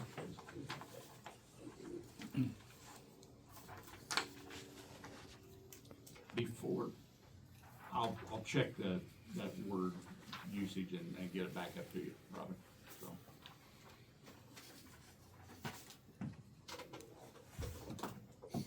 Sign it? No, I can go ahead and sign it, and if there's a correction, I'll bring it back to you.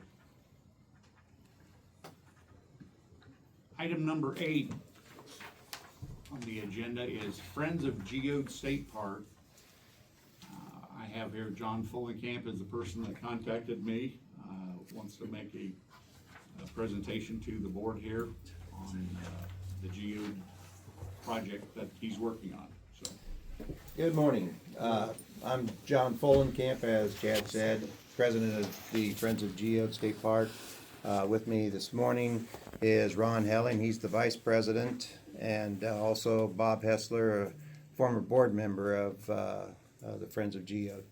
I sent the synopsis of what we've been doing. I hope you all had a chance to see that. I sent some photos with that.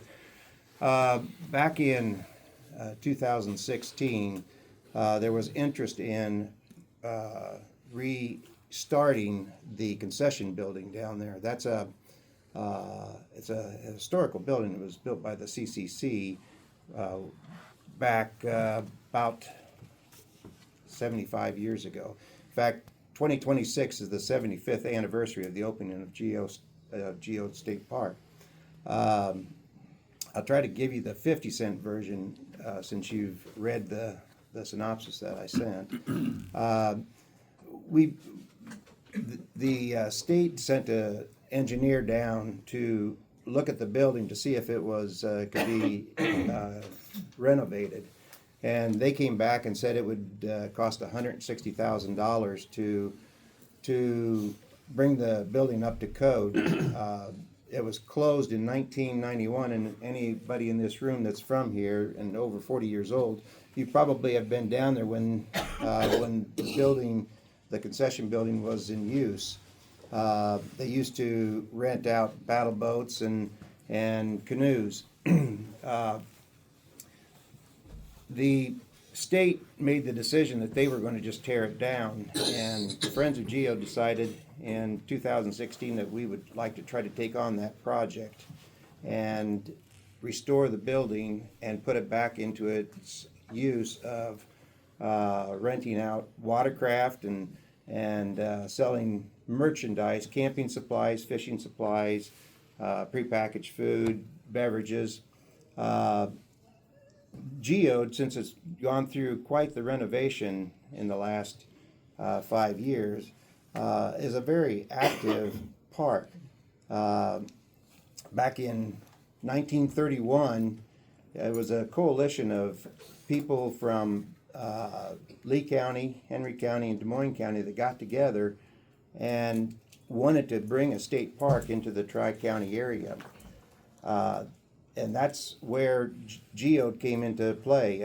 The DNR, along with state representatives, agreed to make a park, and in 1951 it came to fruition. It was finished and opened up.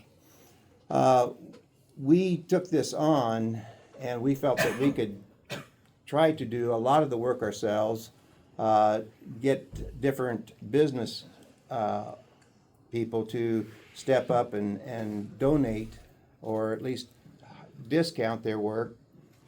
And that 160, we're just about done with the building. And on that proposal that I have, we do have the highest cost item is these metal doors that come down like a garage door, rolling garage door, to protect the windows. We put in all new windows. We've literally gutted the building clear down to the outside walls, and put in all new electrical. The plumbing has been removed because the water line collapsed that went to the building. So we have to still put a water line to the building. But we have people that are going to do those things at discounted prices. We have enough to finish the building. The building, like I say, is almost finished. We have enough to finish the building, though. And we have enough for a start on buying the watercraft, which is the biggest item. I think on there it said $41,400, and we've gotten bids from several places. The biggest thing is, when you get into buying kayaks and paddle boats. We wanted to get 2 John boats. It doesn't take long to add up, and so that was $41,400 is our bid on the watercraft. It also includes some paddle boards and trail bikes, these electric trail bikes that they sell now. So what our presentation today is just coming to ask if the Henry County board would consider a one-time gift to the Friends of Geode to help us to get over the hump to complete the things necessary, the purchase of these items, coolers and freezers, display cases, to try to get this open this coming summer. We're really shooting for this summer. And with that, I'd open it up for any questions you may have. You say the building is near complete, or do you have funding to get that completed? We do. We're in the process right now of painting it, primering it, and then we still intend to finish the painting this winter. This spring, we're planning on putting the guards over the windows. Right now, we have it boarded up, which is sad because we really bought some beautiful windows, and we're going to siding it. Then also we got prices on siding. So as far as the building, we're done. We have the money for it, we're not done, but we will be done by the end of spring, we hope.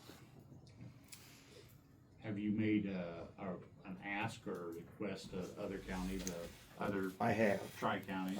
I went to Des Moines County. And what was the outcome there, John, or Ron? Yeah. With Des Moines County? They turned us down. They said that they just don't have the money, so. And we've done due diligence. We have spent for what they said was gonna cost $160,000. We are right now just under $30,000 because so much of it was volunteer. We used people from the prison facility to help do demo. We've just done a lot of things. We've gotten a lot of contractors to donate some of their labor or all of their labor. So we've been frugal. We've done everything we can to try to raise the money on our own without coming to like the county. But the other thing, Des Moines said, well, the majority of that's in Henry County, so you need to go to them first. Is that true, Kim? It is. 80%, is it? Yeah. Majority of Caleb was on this project. Yeah, so I years ago. served as the watershed coordinator for Right. nearly 10 years. But yeah, majority of Geode State Park lies within Henry County. The watershed, on the other hand, majority of the land draining into the lake is in Des Moines County. Right. Yep.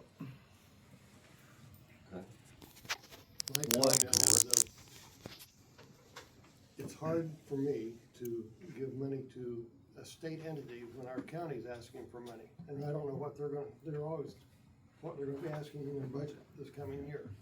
I understand the need, I understand the opportunities with the recreation. I like the idea of, when you said the electric bikes, I do like that. Katie, I'm not gonna try to put you on the spot, but in healthy Henry counties, is there something that you don't have to answer this now, but is there something we could be looking at that in the future to help with this? I'm putting it on my to-do list. Okay. They just had a meeting this week and the majority of that meeting was about recreational opportunities in Henry County, so I will address that. Are there any stats or anything about usage, of the park as a whole down there? The only stats, I guess, or records would be the campground, which is almost full every weekend, starting in April all the way. It goes till through the end of October. That campground is literally full. And we do a lot of other things on the side. We cut firewood, for the campers, and we sell that there. We do all the cans and bottles. We have a collection site there. And we solicit donations. We've been trying to get grants, but the problem with the grants for us, we're kind of unique in the fact that we're on state ground, and so most of the grants don't apply if you're on state ground. And the state, one of the things that they've started doing, and I'm not knocking the way that they do this, but if different projects are not bringing in any money, they start eliminating them. And one of the things out there that we're really fighting right now is they're planning on closing shelter number 4, which is on the west side of the dam, because it's not rented out enough to pay for itself. And they're going to remove the shelter house, and they've already removed the restroom there. So there's just cuts. I'm proud of Iowa and the fact that they stay in the black, but I think there's a real misnomer as to our natural resources. They have value. They have a lot of value, and we're ignoring the fact that their value is not visible. You don't see it in black and white on a piece of paper. It's an intrinsic value. So, anything else? Other questions? I would like to have this part of our discussion when we do our budgeting. I can understand why you came in now. The only way I could see funding it would be through enhancement for the county, and it would not come out of our general basic fund at all. I feel that. We're going to be tight there, or extremely tight. So we have not gotten far enough into our budget at all, so I cannot give you an answer. Okay. Unless it's understand. no. Unless it's no, So Well, then don't don't choose now then. I do have some ideas for you. I'll get with you. Okay. Suggestions. I also have a couple ideas. I have your email contact, so I'll Okay, send that to good, you. good, thank you. I do have a question. What is a battle boat? What is a what? A battle boat. Paddle boat. Paddle boat. That's it. Never mind. I thought you said battle boat, and I'm like, what? Paddle boat, yeah. Yes. Thanks, John. Yes. Thank you. Thanks, guys. Item number 9, Hub International, ICAP, Mr. Adam Kerns. Good morning. Good morning. I have a ton of paperwork here for everyone. Yes. How you doing?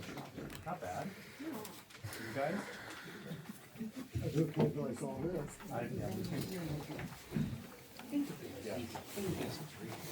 So I'll start with, hopefully you're aware, if not, ICAP went around to every entity in the eastern part of the state. They're gonna do the whole entire state. And they go through about every 5 years and do valuations. So they hired a company to come through and do our property valuations. So they're looking at equipment that has higher value and property that has a value over $200,000. And so they went through and did valuations on all of those properties. I have a summary of the findings, a couple different items here. So the first is a small spreadsheet that I put together for you guys. It's, if you look on the page that is stapled, it should be your third one. It's 2 pages. First page is front and back. And then there's a colorful spreadsheet there. I tried to format that so that you could read it. You couldn't. It's the same data that you see in this, okay? And so, but I condensed it down because you know what county we're in, you know what town we're in, so I eliminated a lot of the data, but it's gonna be same there, okay? So what they did is they went through each of the buildings and said a couple different things. Number one, do we have it coded correctly for construction type? Okay.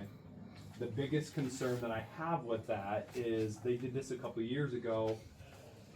The courthouse, for example, is one of those buildings that they reevaluated. I have a question to them is, we did this a couple of years ago. The courthouse did not change in its building construction. Why now all of a sudden is it different? So they had it before as masonry, to where now it is joint masonry, where essentially it's stick built, covered with, you know, brick and mortar, okay? I asked them to reevaluate that. To give you an idea, just that change is costing insurance $11,000 more a year, okay? So I have an email out to them on that, and actually just got word while we were sitting here that, hey, this, look, not just for that, but the whole property, because I'm questioning the numbers that they gave me, that yes, it doesn't match up. They've moved it on to basically second in command at ICAP to review this. More will come, okay? And so a couple suggestions specific to the courthouse, and again, I'll get through all the other lines, but I'm just focusing on property right now. So right now, they're saying, hey, this should be valued at a little under $17 million to rebuild this. If we were to have to rebuild this building, that's what it'd be. Everything that we have insured is on replacement cost, okay? If the buildings were to blow down, they're gonna replace it like, kind, and quality, okay? Brand new. My question is, would we replace this building like, kind, and quality, how it is? If the answer is yes, we are insuring it with the right valuation and the right class code of replacement cost. If not, we should change it to what we call functional replacement cost, okay? It will take some work on the county's end to determine what does that look like, right? Because we can't go to the insurance company and say, yes, we want functional replacement costs. They're gonna come back and say, well, what does that look like? You know, do we put up a pole barn? Yeah, again, I'm being facetious here. Or do we put up a nice building that maybe only costs us $9 million, but it still serves the function that we would have? You know, we're gonna have everyone here, it would still look nice, but we can cut our valuation in half, okay? So that's a conversation that we, or should have discussion on, what does that look like? And then from that point, we would have to have some type of building plan of, you know, this is determined on what the cost would be, okay? As you go through this report, you know, they did review everything that you see there. Some of them actually have a reduction. And we were actually insuring for too much. Unfortunately, that's not all of them, it's only one of them, okay? And I also noticed, reading through the listings and everything, the garage that is across the street over here, shows it to be an evidence holding facility. That is not accurate. I mean, would that affect No, that's just the label that was put on there, probably when the sheriff's department was across the street. So if we need to change that, we certainly can, but unfortunately, it wouldn't have any bearing on the cost. So, now if it said fireworks manufacturer, then yes, you know, there's a more fire load there, but just holding, even if it were holding evidence, you know, it's not a big deal there. So, a good question. So the courthouse is the other thing. The other thing that they made note of is, as you look on that same spreadsheet, that's a single page, like right below the courthouse, it says flagpole, lights, signage, trash bins, okay? We've never insured those because ICAP gives us $100,000 of coverage for property in the open, okay? And I did the math, and everything that they want to add on to is $90,600. My opinion is I would not add more cost to our insurance if we already have the coverage. Right. And so their comment back was, well, maybe they didn't capture everything. So my thought is, okay, maybe we didn't. And if we have a catastrophic event that the whole county's wiped out and we lose $100,000 there because, or don't lose $100,000, we didn't have enough, and the values of everything of the open was $125,000. I don't think at that point we're gonna be concerned about $25,000 if the whole county's wiped out. Chance of the whole county getting wiped out is very slim. I hope it never happens. We all would be in very so my thought is it's not a lot, but it's $249. My feeling is that we should eliminate that and remove that, okay?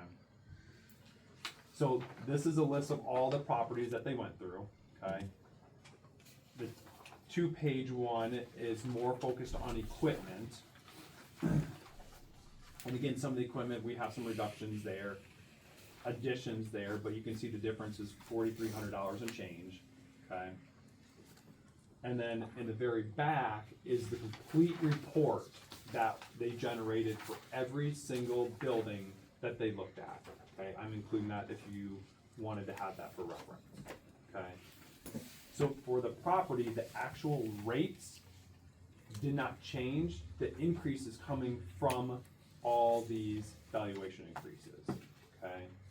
But again, I have questioned to them because the math is not adding up to what they're stating versus saying they didn't have a rate increase, okay? So more to come on that.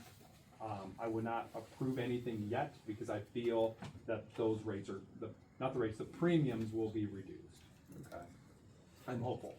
I also have questioned them and waiting for a response on, can we still have the courthouse not be coded as the frame masonry versus just masonry because you didn't catch it 5 years ago? That's not our issue, that becomes your issue. I'm negotiating with them on that. I haven't heard anything yet. Okay. I threw a lot on the property. I'll get to some deductible changes in a minute, but questions on the property valuations at all? Okay.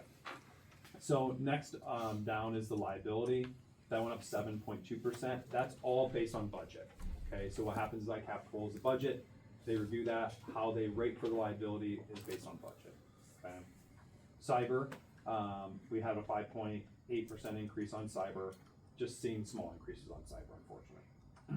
Auto, it's shown a 7% increase on the premiums. However, we added 8% of auto value for that. And so actually the rates are flat. Okay, no increases on the auto. Law enforcement and public officials, 2% increase, just they're showing a 2% increase across the board for all their entities there. Excess liability, that is gonna fall under the general liability and the auto is how that kind of falls in line. If those increase, the excess liability naturally increases, and that was 4.9%. Okay. The bond, that's just the bond that we have for employee dishonesty. If unfortunately we were to have some issues there, that's what that's for. And then policy fees. This is a good thing, and we've actually talked about this in the past. ICAP has always had a partnership with an organization where they were providing value for the county. You can determine what value they were adding. I have my opinions. But they terminated that agreement with that organization, and so you no longer see those fees on there. Okay, that was passed on to a couple agencies across the state, and they've terminated that. Okay. So the total premium increase is a 12.3% increase. However, if we were to remove what ICAP is stating for property increases, it's about a 4.5% increase. We're not gonna get to the 4.5. I'm hopeful we'll reduce that just based off of numbers not jiving on that property. Questions so far? Well, if you can do anything, I mean, that's. Yep. I do have a question on the auto liability, so it went up. I understand a little bit about that, but we don't have any new vehicles that I'm aware of, except for the sheriff's office. That'd be about it. Everything else we have around here is about 10 or 12 years old. Yeah, so, and I can pull it up here. I can tell you exact numbers of how they are rating for it.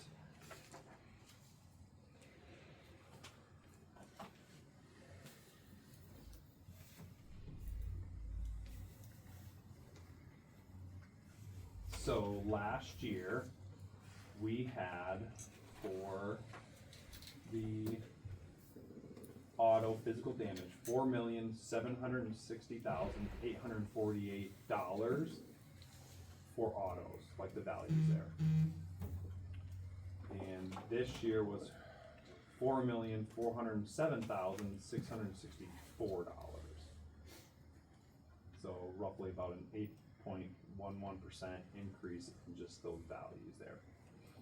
Not to get too much into the weeds, but the 5-year loss ratio, so the amount of premiums that's brought in for the auto physical damage, if it's $1 for dollar, it's we had $1 loss, we had $1 in premium, they call that 100% loss ratio, okay? Typically, insurance companies want to see that around 60 to 65%. We were at 97%. Okay, so with the increase in the values of new vehicles plus our loss ratio, I was actually pretty happy with that not going up as much as it should have. Does that make sense? Well, kind of, sort of, other than the fact that we have 12 and 13-year-old vehicles, and the only new vehicles are coming through the sheriff's department. So, kind of, sort of. Yeah, and unfortunately, that's how they rate is the cost new, Yeah. and it's every insurance company out there, unfortunately. And as you are aware, we do have some pending claims out there. With ICAP, you know, unfortunately, I'd love to say, hey, let's look at alternatives. With ICAP, you take those claims with you. So anything that's out there pending, we would then take full responsibility of. The new insurance company would not take those on. That's unique to ICAP. That is not normal. Okay, so if you were with a standard insurance company and you left them, they would be responsible to finish out those claims. The way the policies have written with ICAP is it's called a claims made policy, where all the other insurance companies typically are on occurrence. So when did it occur, we're gonna take responsibility, okay? So we would unfortunately have those moving forward. I would highly suggest us not moving, knowing what we know, so. Other questions on the premium?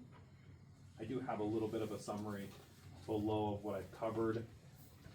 But the things I wanted to touch on is in this packet that has the premium summary there, the next 2 pages actually walk through alternative options for deductibles, okay?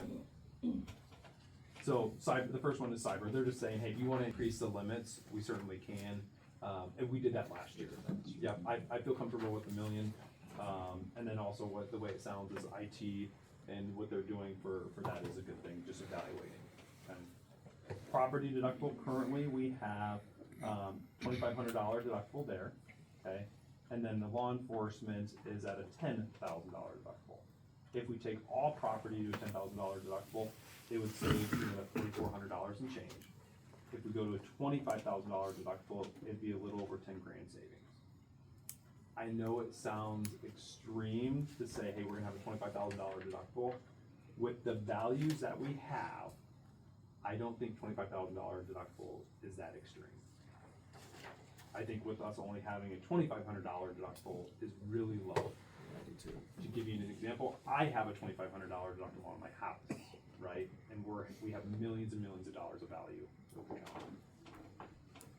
So roughly in 2.5 years, if we don't have a property claim, we would recover our money.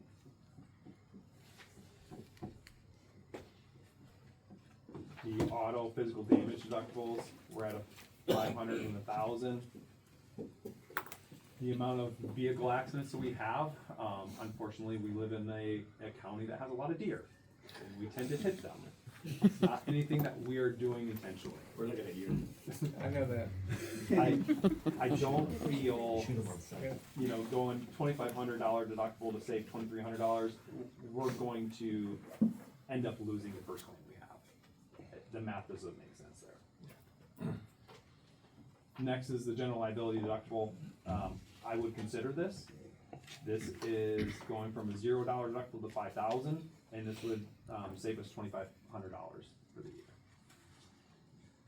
Touched a little bit on the auto liability. Now, the auto physical damage is a little different than the auto liability. If we ever were to hit someone and we're liable, right now we don't have a deductible. If we go to $5,000, it'd save you $2,700. Again, I don't know if that would be one I would focus on to save money. The next two would be the employment practice liability, law enforcement liability. If we raise those from $3,000 to $5,000, it would save just a little bit. Those are actually where we've seen some claims come from recently. So if I were to pick where to save money, I would highly recommend looking at that $25,000 deductible for the property and adding the general liability deductible on there as well. So general liability is just the broad scope of everything? Kind of. So it would be, you know, I'm out in the parking lot and I slip and fall. Okay. it could be where we are out and about and we cause damage to someone else's property, okay? Could be a fire, per se, Never had one of those, right? things of that nature. Okay. I understand. Okay, that makes sense.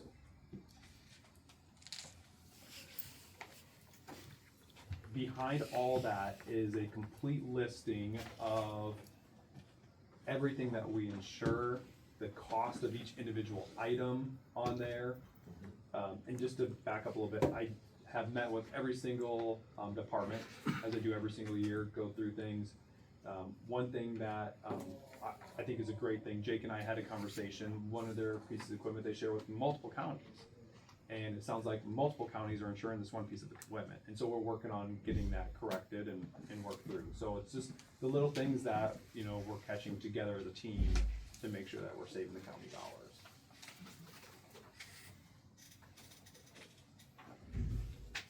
Questions on anything that I've covered that you'd like to see more or less of? You said you're pretty comfortable with where we're at right now with the $1 million coverage on liability for the cyber side of things? Yes, you could always increase it. The hardest part is we just don't know. I will say more people are increasing to 2 million just because the demands are becoming higher. But it all comes down to your guys' controls. If you have great controls in place. Do we have great controls in place? Average? We're getting there? Yeah, we're getting there. Yeah, if you want us to, I can get a quote for 2 million.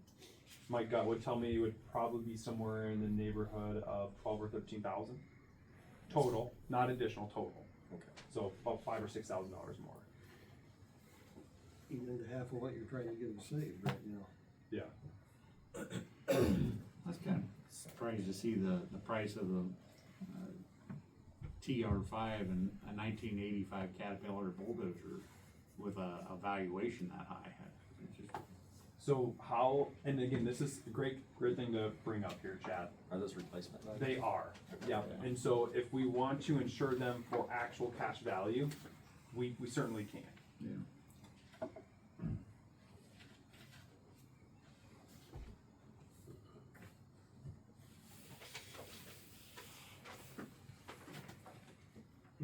When's the decision have to be made? So this goes into effect February 1st. Yeah, so. How much lead time do you need? Truly, your last meeting before February, so you have it on the 29th, would probably be sufficient. However, to be safe, the 22nd. And as you guys are aware, the individual that is in question to help with making sure the property values, her name is Megan, she will be here next Tuesday as well. So we can definitely. Just to review and visit, or to be with the meeting, the department heads meeting for the So, ICAP situation? yeah, so she's here to go over all ICAP resources that are available. Because we want to make sure that you guys as a county are aware of everything that they have, okay? So for example, they have an individual that all they do is help our sheriff's department, okay? They also have individuals that they're meeting, for example, with a couple other departments to make sure we have safety controls in place. So plus the grant that we talked about, just everything that we want to make sure that you guys are aware of and not missing out on anything. We can also pin her down, hopefully, to give us an answer, if I don't hear by then, of what's going on with these valuations. Okay. That'd be great, yeah. But I wanted to get this in front of you sooner than later, so that way you have time to review. Yeah. So we basically have a couple of weeks. Yes, and you guys have all my information. If you are reviewing this and you have questions, concerns, please reach out. I'm more than happy to address anything. Yeah, I think the biggest short-term question is the building itself. Yes. When, who was it, Marshall County or what lost their courthouse? Marshall County. Marshall. Do you know anything about how they went about redesigning or anything on that? I corridor? don't, but I can find out. If there's anything to help us to figure out the procedure that we would be looking at to see what a new valuation would be, Yeah. that would help. Because I just reopened, right? It's been like 5 years. That'd be too long. So I know my hometown had a tornado that took out the courthouse and the whole downtown 4 years ago, I believe it was, and they're just now starting to rebuild the courthouse. So it's a process. I know. Somebody that was from Marshall County, I know they had an extensive rebuild of the original footprint of the building. They might have revamped it a little bit, of course, but they used the footprint of it. Good information, Adam. Thank Yeah, you. yeah. Good and thorough. Yeah, there's It's a lot of. not pleasant, but I wanted to give you as much as you could have.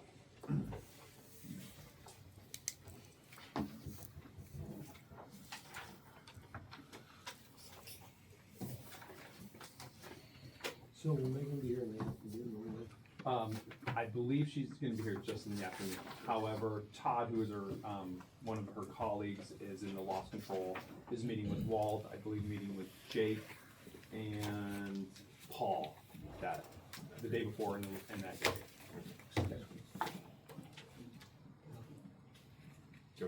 Day after, I think. I think it's the 14th, isn't it? Yes, you are, yes, Okay. for you, yes. I think mine's the day before.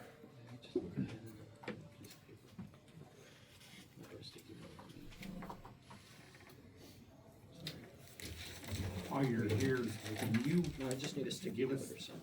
unpack your ideas and things on this Trenton first responder, how the insurance company's looking at that, so we can have the legal people look at it, so we can look at it as a whole, just see Yep. where everything might meld together. Yeah, so first things, I will state that I think it's wonderful that we have an individual that is willing to do this on a volunteer basis and provide those resources. Also note that my job, no matter what it is to make sure that the county, when it comes to risk, is protected. And ultimately give you, the tools and resources for you guys to make those decisions. And so this has no bearing on any individual, it's just wanting to make sure that you guys have everything you need. So when it comes to the county, as it stands right now, the individual does not have any coverage through the county, okay? In order for that to take place, the individual would have to be either an employee of Henry County or a volunteer of Henry County, right? And volunteer is a very loose term, but the best way to describe that on what ICAP has advised me is this individual or any individual that's a volunteer for the county has to have a direct report, has to be under the jurisdiction of the county, has to have it to where they have whoever's overseeing them as an employee of the county has ability to dictate what they're doing, okay? I'll use an easy example since Caleb mentioned it with the conservation. I can't just go into the conservation, area and just start cutting down trees or mowing or doing whatever I think is best, right? I would have to be under the direction of Caleb or someone in his team to tell me, this is what we'd like you to do, here's how we'd like you to handle it. And if I'm not doing that, then they have the ability to say, we'd like you not to volunteer, anymore, okay? So that's the first step. The second step is, if they're not gonna do that, then we actually insure Trenton Township, okay? They're under our policy. So it could be where that individual is a part of Trenton Township as an employee or a volunteer. But again, they would have to have direction from the township on how to, move forward. So it's very possible to have the individual, to have insurance under the county, okay? My only concern is if something were to happen, we're going to be liable, okay? If we insure these individuals. And so, again, as your risk advisor, I want to make sure that you understand, are we in the business of providing emergency management services, right, to our staff, or to our, not employees, but to our citizens of the county. The thing I would also be concerned about is if that door is opened, does that mean New London then is gonna wanna be insured by the county? Does Mount Pleasant and every other town out there? Again, I'm looking at all the possibilities that are out there, right? And then also, if we do move forward with allowing the individual, we wanna make sure that we're having the proper training, certifications, everything that's out there. And if that's, Hold that. yeah, I'm gonna call Marion and put him on speakerphone. He's down in Florida. He asked to hear this. Any objection to that? So. Well, he's in that question. Mhm. Talk about other entities like Leland and Linfield and Wayland. They're insured under their fire departments in, so that we're not liable at all? yeah, so I can't speak. Yeah, Marion, Chad White on this end. You are on speakerphone in front of a group of people here. We have our county insurance representative and legal county attorney's office representative here. And I dialed in so you could hear essentially the conversation, so. Okay, I'm moving around in Florida, so hopefully I don't lose you, sorry. And if you do, there's nothing I can do about that, so. Yep, I know, yep. Yeah, so to address, so the question was asked, you know, what do other towns, entities, how do they handle their emergency management services with in regards to insurance? So I can't speak on any other town in our county because I don't insure them. However, I can speak on my experience that I have with other entities that I do insure. One of two things is going to take place. First is, so for example, we use New London. I don't know how they are insured, but it's gonna be one of two things. The fire department is gonna be under the jurisdiction of New London, the town, and then the town is going to insure them, okay? I have also seen where one of my other entities is, I insure the town, but the fire department and EMS is separate, and they have their own insurance policy, okay? Correct. So, to answer your question, most of the towns or their own departments are gonna have their own insurance. Correct. And Marion, your entity, the Trenton First Responders, that's as right now you said, that's a private entity, right? Yeah, that's correct. We're not, we have no town to be under, so it was set up as an independent thing or private, whatever.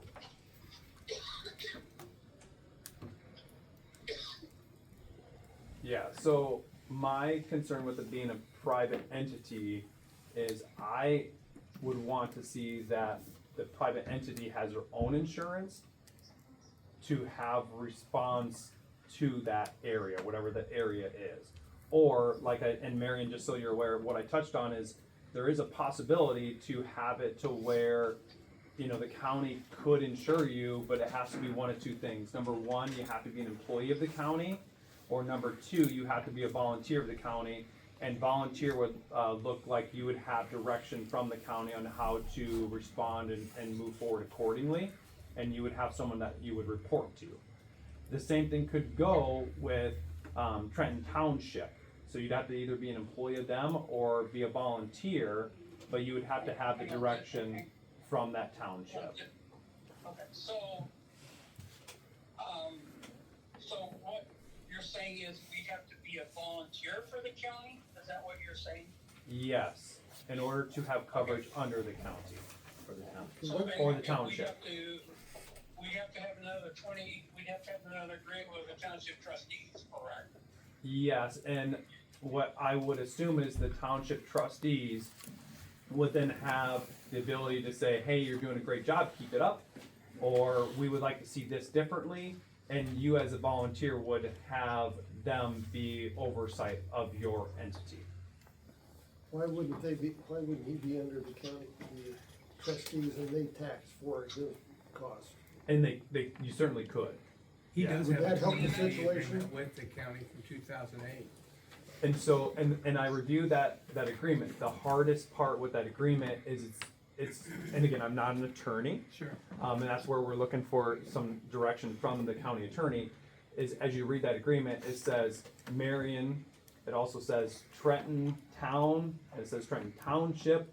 So where are they actually falling under is the question. And I think it's very possible to have it to be where, you know, the coverage could be under the township. We just need to have it be not so vague, because I don't know if in 2008 was Trenton an actual town at that time. I don't know. So it's still the same entity. Trenton was never a town, and when the 2080 agreement, that was written by a Darren Stater. He wrote the agreement between us and the county at that time.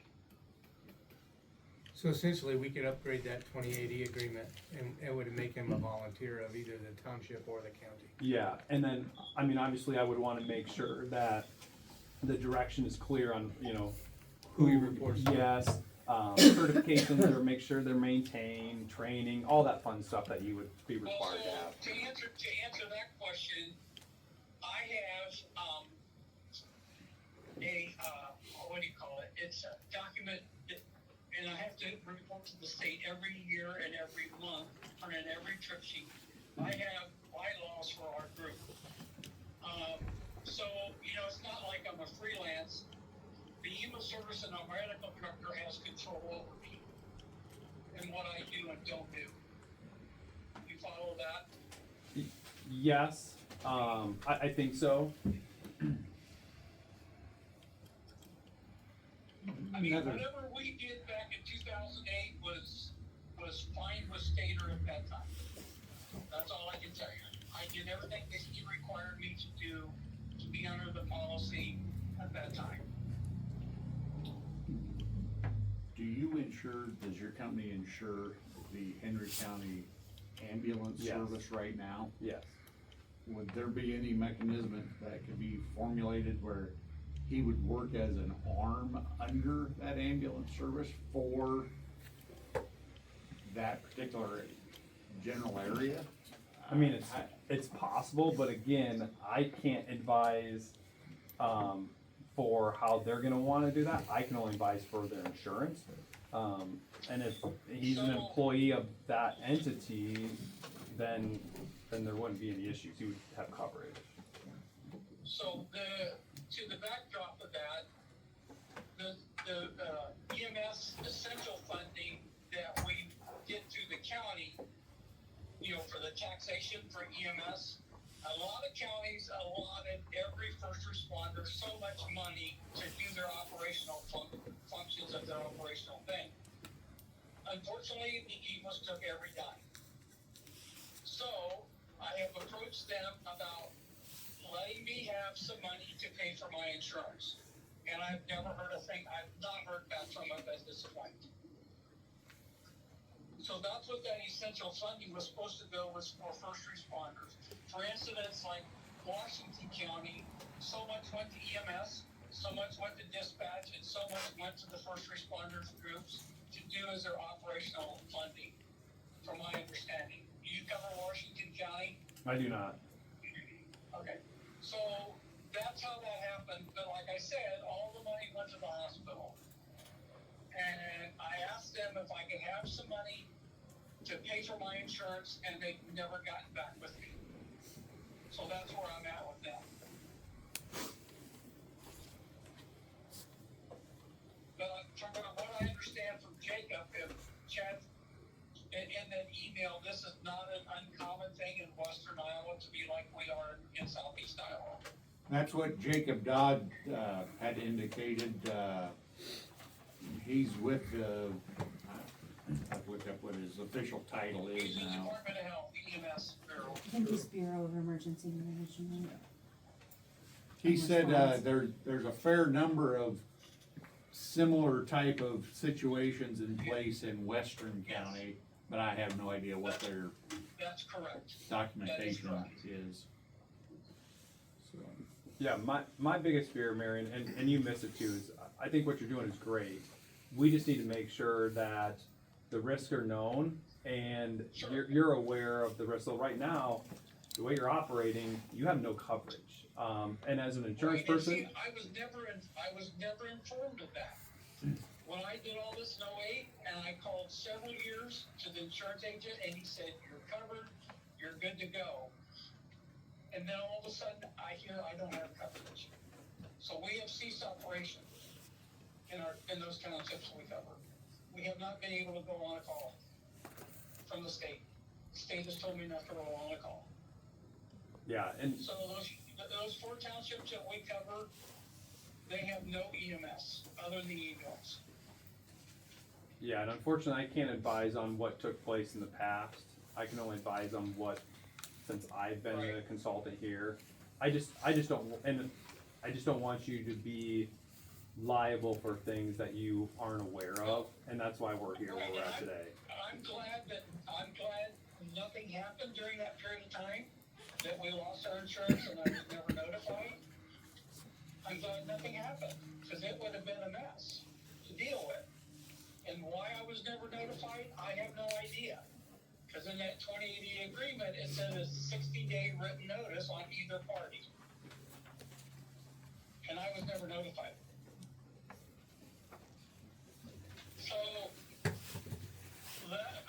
So what is your recommendation now? I can't give you a recommendation. That's gonna be the supervisors. But I can tell you on an insurance level, I don't know what vehicle you're responding with to these calls. My car. But I'm guessing that your personal insurance isn't aware that you're doing EMS services out of your personal vehicle. They are. Okay, as long as, if they're aware of that, that's great. And it's okay. Yeah, perfect. So I just have to advise the county of what their risks are, as well as what they want to do moving forward. Unfortunately, it's going to be up to the county of how they want to move forward. It's possible, Okay. and it's not a bad thing. We just have to get the right procedures in place. Right, and you know I'm a 501c, correct? I'm not aware of that. Yes, and that, I was told that makes it a little different as far as the coverage in the insurance. Because I talked to somebody at ICAP myself about that. Yeah, and my understanding is that 501c3 is a separate entity, which would make it harder for the county then to insure you. That's what I was told. And that's where that 501c3 should have their own insurance to be able to respond, no matter if it's what you're doing or if it's, for example, Friends of Geode, that just spoke minutes ago, right? They're gonna have their own entity. Yeah. So again, I can't advise, but maybe that 501c3 is no longer in existence if it's the county agrees to have you as a volunteer and you're just volunteering as an individual. Yeah. Okay. Alright. So, I'm still, like I said, I'm waiting on the hospital. I don't know if anybody from the hospital is there or not. On the EMS part, I don't know. If they're still looking into this, I know there's been several meetings, so I don't know. But I feel like that's where the money should come from, is that, to my organization. We're an LLC. So, I set it all up back in the day. I think that we need to talk to legal counsel and you, Adam, and try to get it all worked out. I will say right now, I have no disagreement with every opinion Adam gave. Actually, I agree with every opinion he gave as far as the risk and the concerns.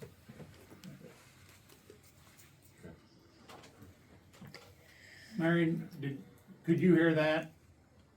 No, it said a little garble. It sounded like everybody was talking over each other. I'm Oh, sorry. okay. In essence, and correct me if I'm wrong, the county's position is right now, without any insurance, it puts the county at risk. And it puts me at risk. And yeah, it is. So I'm glad to say that, or I'm glad to hear that you're not working or operating at the present time anyway. So I think we still gotta hash this out through legal channels and insurance channels with the hospital and things like that, so. Right.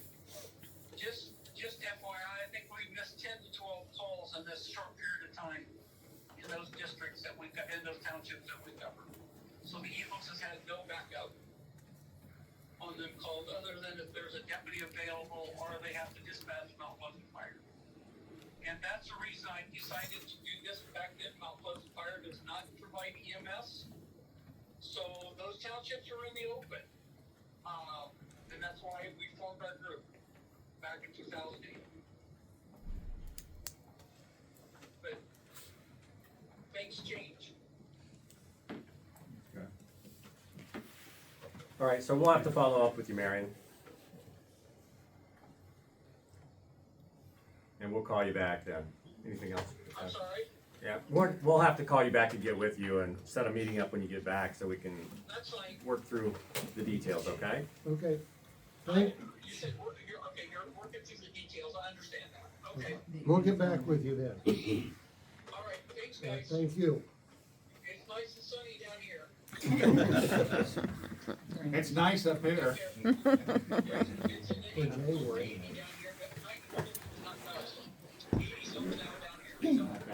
Okay. Thanks a lot. Yeah, see you, bye. Keep me informed. Thank you. Bye.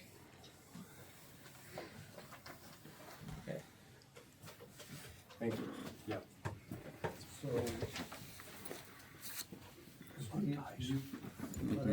I'll give you everything that I have and let that, Yeah, we can email back and forth. yeah. Chad come up with. And somebody needs to give me a copy of that 2008 28E. That'll help. Hey, Chad. Just for clarification, it's emergency medical services, not emergency management. Two different worlds. So we just want to make sure that when we're speaking medical, not management, because emergency management, I'm already getting calls, is a different world than emergency medical. You're saying thankfully, huh? Mm-hmm. So at this time, we should not page Trenton first responders? I think that would be the legal advice to me. I would not. That's what started the whole thing, is I was trying to make sure everybody was legally Yeah. covered and insurance covered. I think everybody's in agreement that it's a nice service to have It is. in the Tippecanoe, Trenton, extreme southern part of Jefferson and Yeah. Marion. Basically from here to here. Yeah. And from here to here. It covers all four of those townships. Nice and covered are two different things. Yeah. So.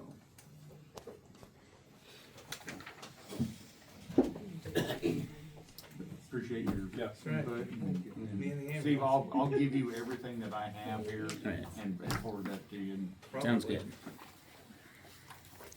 And just for information's sakes, the county township trustee chair had contacted me and said, if we needed to create a fundraiser to pay for his liability insurance, they would entertain that idea too, but I don't know how they could do Have that. a fundraiser to raise money for you to pay for the insurance? Is that- I don't know how the township could do that.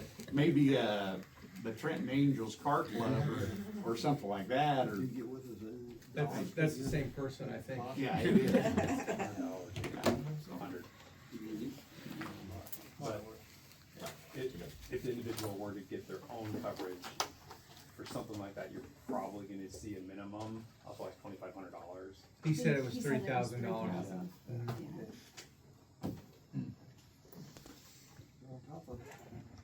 So if we are able to recreate this 2080 agreement and insure through you, what would that premium be? Do you have any idea? I do.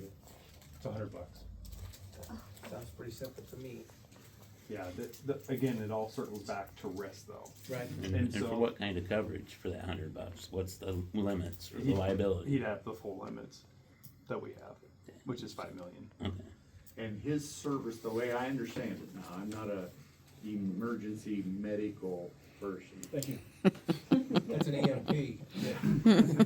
But, his license, and that's one of the things that Jacob Dodds does, is go around and audit those services to make sure that their equipment is up to snuff, their training is up to snuff, their licensing is up to snuff, everything like that, so. And he has been audited, Marion. Yeah, and I got a And- copy of that, I reached out to that Dodds and got the most recent copy of that. We had helped him in public health last year. We have an emergency preparedness fund, and there's a branch that's public health and EMS. Obviously, I'm in the public health side, but they did need updated equipment like an AED, and some medical equipment they requested, and we did submit through the EMS side, and we're able to get him that equipment. Yeah. So those things are up to date. He provides a great service as far as I'm concerned. I mean, you have to think about things like, I'm sorry, I'm speaking out of turn, like, people call EMS for, I fell and I can't get up. And that's a lot of simple calls that might take away from Rich, or even if we have, we have limited ambulance service in the county, how many rigs they are running. If we have somebody that's transporting out of county and there's not someone to come help, that does fill a void. Probably, in my mind, just me thinking, it would be nice if the ambulance service down here would tuck him under the arm and let him be a wing, the western wing of And that service it unit. does sound type like thing, he's so. trying to work with them, so. Okay, appreciate it. You're welcome. Sweet. Supervisors Sub-committee. I've had that. I have a Russ meeting next Wednesday, and then a Southeast Iowa Regional Planning meeting. That's it for now.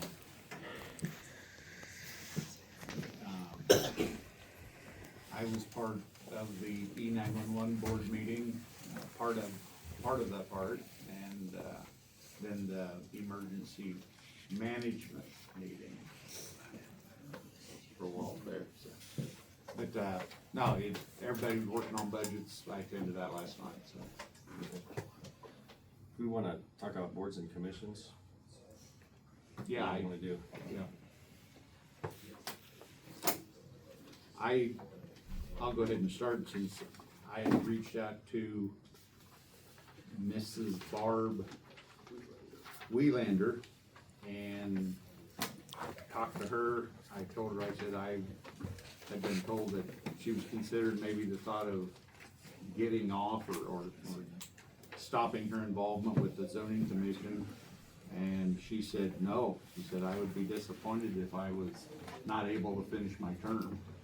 So Barb Welander is very willing and looking forward to finishing her term, which goes for another year essentially until 12/31 of 26. Okay. So that, to me, looks like zoning is complete and zoning commission is complete. I had talked to John Lance on the phone about his involvement with and knowledge on properties and things concerning the condemned, condemnations and eminent domain realm of the thing. John said that he wasn't really in a position he wanted to do it, but I also talked to his son, which Robert Lance, said he would be more than willing to take in and go from there with his expertise in the surveying and land surveying type side of it. So Robert Lance is willing to do that. Taking John Lance's. I'm sorry? Taking John Lance's. Yeah. And he lives in New London, right? Yeah, John Lance lives. No. Rob.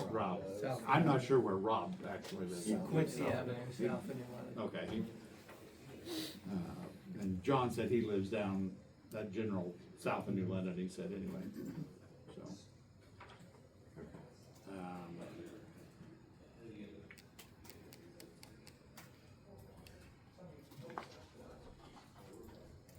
Dory Huddleston, license is no longer in check, and she was not interested in that, so that is a vacancy there. I talked to, gotta find them on this list though. Steve Gray in the same one. Yeah, Steve and Sue Gray are both, their licenses have expired. It does not mean Sue would have to go up and. No. Would not have to go off hers. But did not want to be involved anymore. Okay. Both of them are living part-time out of state, and they just thought it was time to pass the baton to somebody else. So I reached out to Realty Company,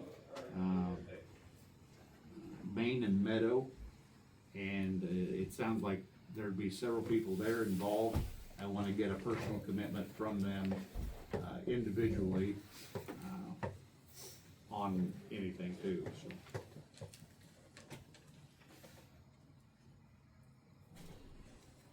I think that's who I got to talk to. So.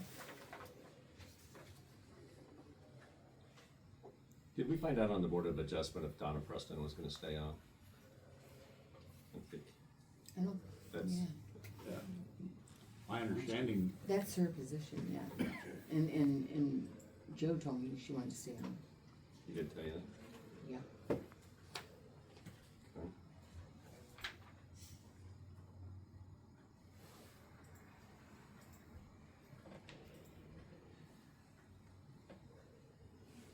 And Mark, you talked to Chris Steffensmeyer of the Mount Pleasant Fire District, I have not got a hold of him. or did Terry get a hold of you Nobody got by a hold chance? of me.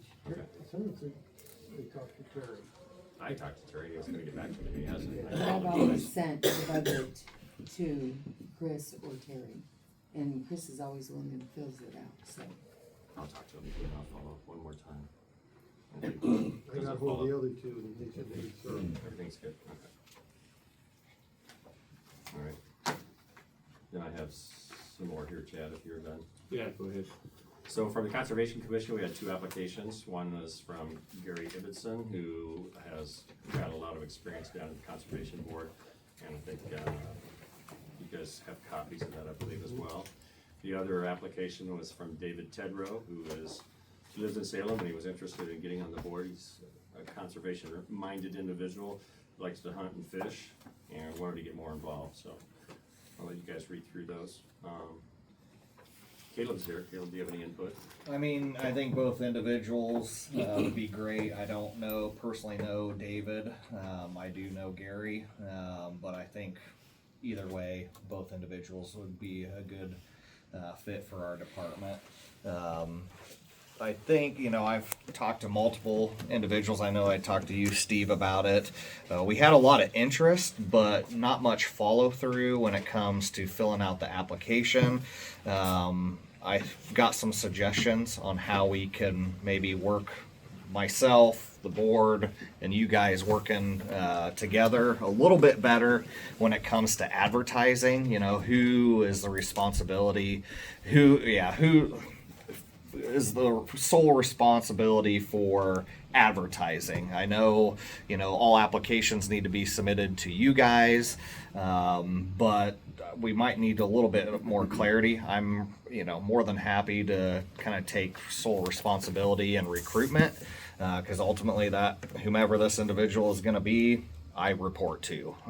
So I'm more than. I can appreciate that, but we don't want to stack the board. Exactly. No, and I get that. No offense to you, but the board of supervisors needs to be Yep. So. totally engaged. But I think we could do a better job in general Totally agree. advertising our boards. I can speak from experience. I've served on the conservation board. I didn't really have a full idea of what my roles and duties were. So I feel that it's my responsibility, whomever is interested, they can contact me, or I can give you guys the appropriate information. There is a handbook. Like I said last month, it's not just filling a seat. I expect you to be at the meetings. We've had issues in the past where we've had multiple board members miss 3 to 6 meetings a year. So it's like, I have a problem with that. And Glad you said that. So, and two, you know, it's not just coming to meetings. I expect the board, you know, like I was saying earlier, volunteers. We have a lot of in-park programming where we need help. It's just not my staff and I that are assisting with those programs. So, you know, I don't expect every single board member to attend every single event, but there is some stuff that, you know, you need to do as your duty as a board member. So I think we could just, like I said, just make that a little more clear, you know, and have a set deadline. There wasn't really a set deadline because last night we had a board meeting and I had an open seat. So I feel that we need to have, you know, October and November deadline to have applications, give us a minimum a month to review, have discussion, and appoint somebody so they're not getting thrown right in, you know, whenever they get appointed, February, March, you know, into 2-hour discussion on budget. So try to ease them in and not just throw the gamut at them. So, and like I said, I'm more than happy to sit down with you and try to make that transition a little smoother than it has been. But going back to the two, I think either candidate would be great. I think in years past too, we've kind of relied on the newspaper and the radio for getting that word out a little bit and sharing the word with the community. People get involved, you know, how to be engaged in that too. Yeah, I think the video helps as well. Now we're getting a much broader audience and get more people to participate. And start getting lots of views and lots of hits, and that's a plus. I think the biggest We just need to challenge do it is, sooner. you know, finding candidates. I mean, it's volunteer, folks. I mean, you know, I would love to volunteer more than I do, but, you know, with a young family and work commitments, it's just not feasible. So, it, you know, takes a special person that has the time to devote. So you think either one of these is candidates that, overall? Yep.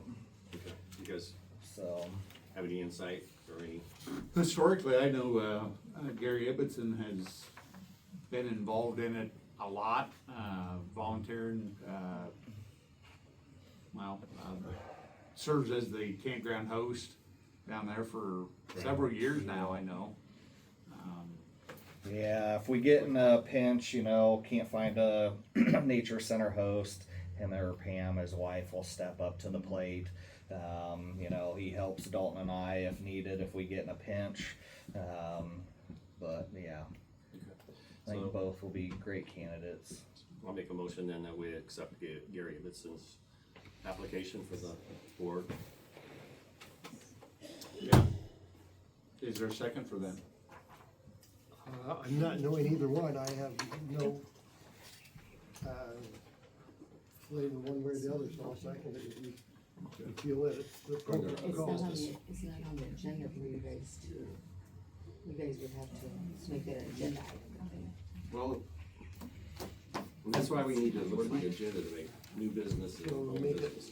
put it on the agenda for next week then. But we can move forward next week then. All right, one other application to put on the agenda for And next you week. guys will contact him. Well, yeah, technically we have to wait.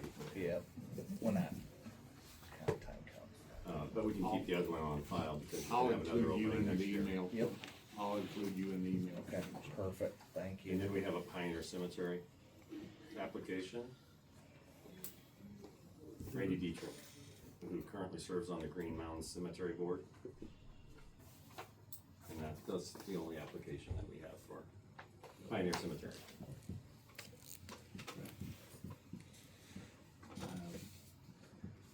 I know Randy, he worked for the DOT engineering office.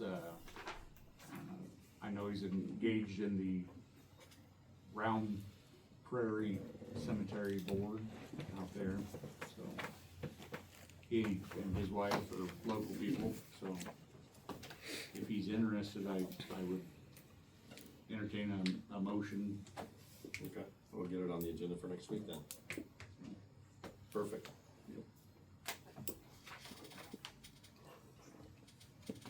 Is there any further business, guys? I have none. None. Robin, do you have anything further or anything like that? Okay. Comment section? Yeah, I'm Tracy Lamb from the Hawkeye newspaper. I haven't been here for a couple of weeks, so you may have already covered this. I was just wondering if you were gonna, if you have or were going to release the results of the IT audit that was conducted at the end of the year, last year. Part of that was, held in like a confidence type thing because of security issues with the IT and everything like that, so. So the answer is no. that's no? Yeah. Okay, You can always so, try other means, but it's a closed session by Iowa law. right, so that's my next question is, what's the county's, process for, Freedom of Information Act requests? Who do they go to? Do you take them verbally? Do you need it in writing? And does that need to be hard copy? I know historically, we have filed with the attorney's office. Okay. And then they process that Okay. through, so. Okay, So because I in- noticed in there's writing. portions of it in your IT director's report. So there are some, at least some portions Tidbits. that, yeah, so. Okay, that's what I needed to know, thanks. And to the FOIA request, I think that we are in the process of working through a process that allows people to better understand what that open records is gonna require. So it does require some time to investigate those emails. And so that we're looking at what a cost would be to associate that with as much as, looking at with the attorneys as well. There'll be a cost there. So in the Yep. future, we'll have a process that will lay that out. So we can tell you what that cost is if you really wanna do that and move forward. All right, thank you. Okay? I have a simple question. Last year, you guys had appointed liaisons to different boards, and I was just wondering, are you still the public health board liaison, or is there somebody different? We've never had, to my knowledge, an actual person, we just see who's available to go and do it all. Cause I know I've been there before. I've been there before. I don't Steve's think been we've had there, and anyone Mark's there been since there. last year, so. I'm sorry? We haven't had anyone there since last year. Probably true, yeah, with some of the cancellations and other busy schedules. Just wondering. Yep. But with that, yeah, can you work with your team? They were really good about getting it on the calendar last year when you had meetings. They're really good at it. It's still on there, and it's on our Keep that up. website. You can just keep that up, that's great. And it's on KILJ, and we posted to the news. I don't know where else to post it. No, that's good. Okay.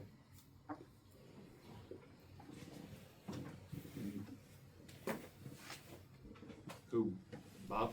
Yeah, since not everybody takes Mount Pleasant news anymore, I think one of your best avenues to get information out would be through our local radio station. So make a little bit better contact with them on upcoming events, so on and so forth. Just an idea. And Shelby's here to She's here. In help following any way that, she can help out there. yep, thank you. In following that, I think going forward with boards and commissions, if there's openings coming up, we would welcome any press releases sent our way. We're short on staff right now, so I'm actually not the news person. For those of you who don't know, I'm just production. So I have zero experience in news, but I do have experience in city government. So press releases go a long way. Yeah, thank you. Good idea, thank you.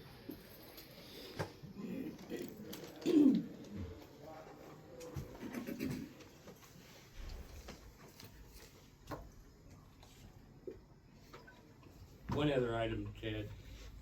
You're talking about your insurance coverage, and the replacement squad cars, car deer acts and stuff like that.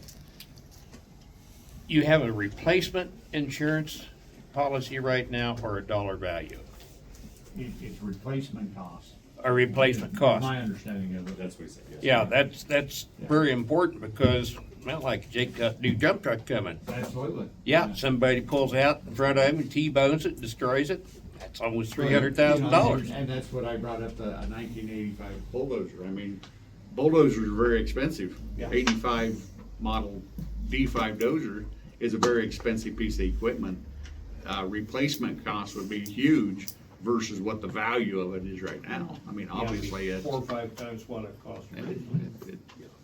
So, yeah. Anybody else? Brian? I'm gonna piggyback off of what was something that was said about 3 weeks ago, and it was kind of questioning why would, and I'm coming from a different point of view, but questioning why someone would want to be a Henry County employee, and I think it was kind of after the Lopez decision, but regardless, I'm just curious, I don't know, how many, I know that our boards and commissions are in the past typically difficult to find and fill, and so typically when a director of an entity comes forward, whether it's Caleb or someone else with person, I think it's been pretty much standard that, oh, okay, that's a good person, we'll fill that with, and it's just filled. I know the past doesn't dictate the future. However, has it ever happened in the past where a director of a group has gone through the HR, what county actually contracts with, and went through all the procedures necessary and presents somebody, and then doesn't? And then I understand that the board of supervisors frequently solicits people to fill boards and commissions when there are vacancies and no one that has applied. But have they ever done that before when there has been an applicant brought forth by a director? It just seems to me like the questioning is why someone would want to be an employee. I'm curious, what does that say to Miss Katie in this particular case for the Board of Public Health? And I'm not speaking for her or in any case. However, she came forth and was not supported in that recommendation and then had someone else appointed. So I'm not coming at it from me personally. I'm just curious, what does that say for other county employees that may or may not want to have somebody to bring forth on a board? And the precedent has been set that the board has no support for that. Brian, That's my comment. Normally I don't answer any comments like this, but I think today is one I will answer. In my tenure here, we have never had more than one person asked to be on a board. We've never had to decide between two people. My recollection, we might have, but I don't remember. It could be, I don't remember. And I think it's been stated today, we've had interest because of what the knowledge that's been brought out, people wanting to be on boards and being more involved. So I just want to follow up to that. As of the middle of November, when that was brought forth to you in the meeting, I don't believe there was any other applications at that time.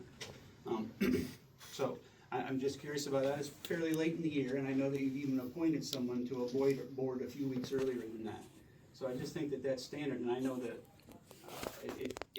it seems like we've changed that because of whatever. Now, if you want to adjust the process going forward, I think that that is a very legitimate thing. You had a very good conversation with Caleb about how to do that, but it seems interesting to me, and I don't know what it says to somebody that had only one applicant and came forward and never solicited more in the past. That maybe I'm wrong. I'll address it. Right, like I said last night, if you think I'm not gonna try to recruit people that I think would be good fit for that board, I reached out to a number of different people. Mm-hmm. If you think I'm gonna stop doing that, you're sadly mistaken. As a Board of Supervisor member, I'm gonna reach out to that people, to whoever I think might be a good fit for that. And I guess if, I'm sorry you don't like that idea or don't agree with that, but that is the way I will be doing the remainder of my term here for 3 years. If there's a board position and I think there's an opening that could be filled or somebody might be interested in it, I'm gonna tell that people. I'm gonna share that out with people. I don't care what position it is, whether it's a Board of Health or the Pioneer Cemetery Commission or anything else. That is what I'm gonna do because I'm part of that board that appoints that person, and I'm gonna reach out for that, so. And I respect that. No, so I'm done, okay. Hang on. I would just like to comment as far as the process. I think in the last 2 years that I've been involved, I wanted to have a t-shirt that said, "What's the process?" Because many times there hasn't been a process. So I believe that going forward is a good idea. I believe that the video has assisted people being more involved and being aware. I think in the past I've never seen publication like year or two ago asking for different boards. So I think making the public aware also gets the pool a little bit bigger. So I appreciate that there were many more people interested in that specific board, as well as a couple of others, that they came forward on their own, not necessarily people going out to find them. So I think maybe changing up the way things have been done in the past is a good thing because it gives the public more opportunity. There's definitely an interest in the public seeing from our videos, John's videos. People are definitely interested. So I think making that effort, as Caleb suggested, that we start the recruiting process a little sooner so we know, at the end of this year, we're going to have these openings, and in October, we let people know. I think there's going to be that opportunity, and maybe like happen on Tuesday with interviews, because getting to know people a little bit better and seeing what the fit, and I'm glad that Katie and Lois were able to be involved in that interview process as well and ask some questions. So I think it's a changing process, changing the way things were done to updating to what's working a little bit better. So thank you for that. Is there a difference between having interviews for Katie's board member and not having interviews for Caleb's board member? We have had interviews with Caleb's board members With those before. two applicants? No, these two have. That, I'm just saying, In the why did past, we, yeah. I mean, I Have don't in know the past. why Yeah, Katie had to have 'cause- interviews, but Caleb didn't. I'm confused. Yeah, and I'm willing to take lead and kind of come up with some suggestions and send to you guys, but I think for me, just being consistent. I know we have a lot of external boards, so if we have that same process, we follow it, and the whole hiring process, I know you had mentioned it earlier with the HR, when I came in as a director, there wasn't much advice. So having a checklist of, what you need to do when you are looking to hire somebody and having that checklist, and I think we could, even go with the, finding board members, having that checklist and having the set in stone deadlines of when we need to have the applicants, in, so we have that, month or two, whatever, to interview, pull them in, say we have 10 applicants. Well, we're going to have to dwindle it down and then, bring people in, the top 3 or top 2, whatever, and sit down with them and see, I guess to me it just goes back to, and I know Katie had mentioned it last month, people that are willing to donate their time, that are competent to make the tough decisions. We make tough decisions every single day. So, having that background in finance, obviously we're in the heart of budget season. So just can, go through the process of, budgeting, finances, reviewing claims each month. Just trying to find the best candidates to fill these positions. I think, we can do a better job, and I'm willing to spearhead that. Just to follow up, so like I said, I don't have a problem with the board soliciting people to apply for boards. I'm just wondering, has it ever happened before that a director has brought forth a candidate to fill a position and then said, well, we don't want your candidate, I'm gonna go solicit people to apply and then appoint that person? Has that ever happened before? But a lot of the solicitations that I see that you're going out now and getting are because those people didn't have applications for those spots. And the directors didn't have applications for those spots. And then if we're still talking about interviews, you had 4 people for 3 spots for planning and zoning, and there were no interviews for that. That's my final comment. Bob? One final shot. When you guys do your budget this year, formulate towards the end, these gentlemen sitting right here have worked real hard on something I enjoyed very much as a kid growing up. We took our kids down to Geode when they were growing up. It really benefits everybody in Henry County that wants to go down there, go camping, go fishing, go boating. You have donated money at a lot of different places. It's not benefited people like what the Geode project would do. I'd like for you 3 gentlemen to take that in consideration when you do your budgeting for your donations to the economy, the area, whatever. That's it. I'll second second that, Bob, and I think it's a public health matter, because we want people out recreating, so. Yeah, thank you. Anything further, guys? Okay, motion for adjournment? We'll second that. See you next time.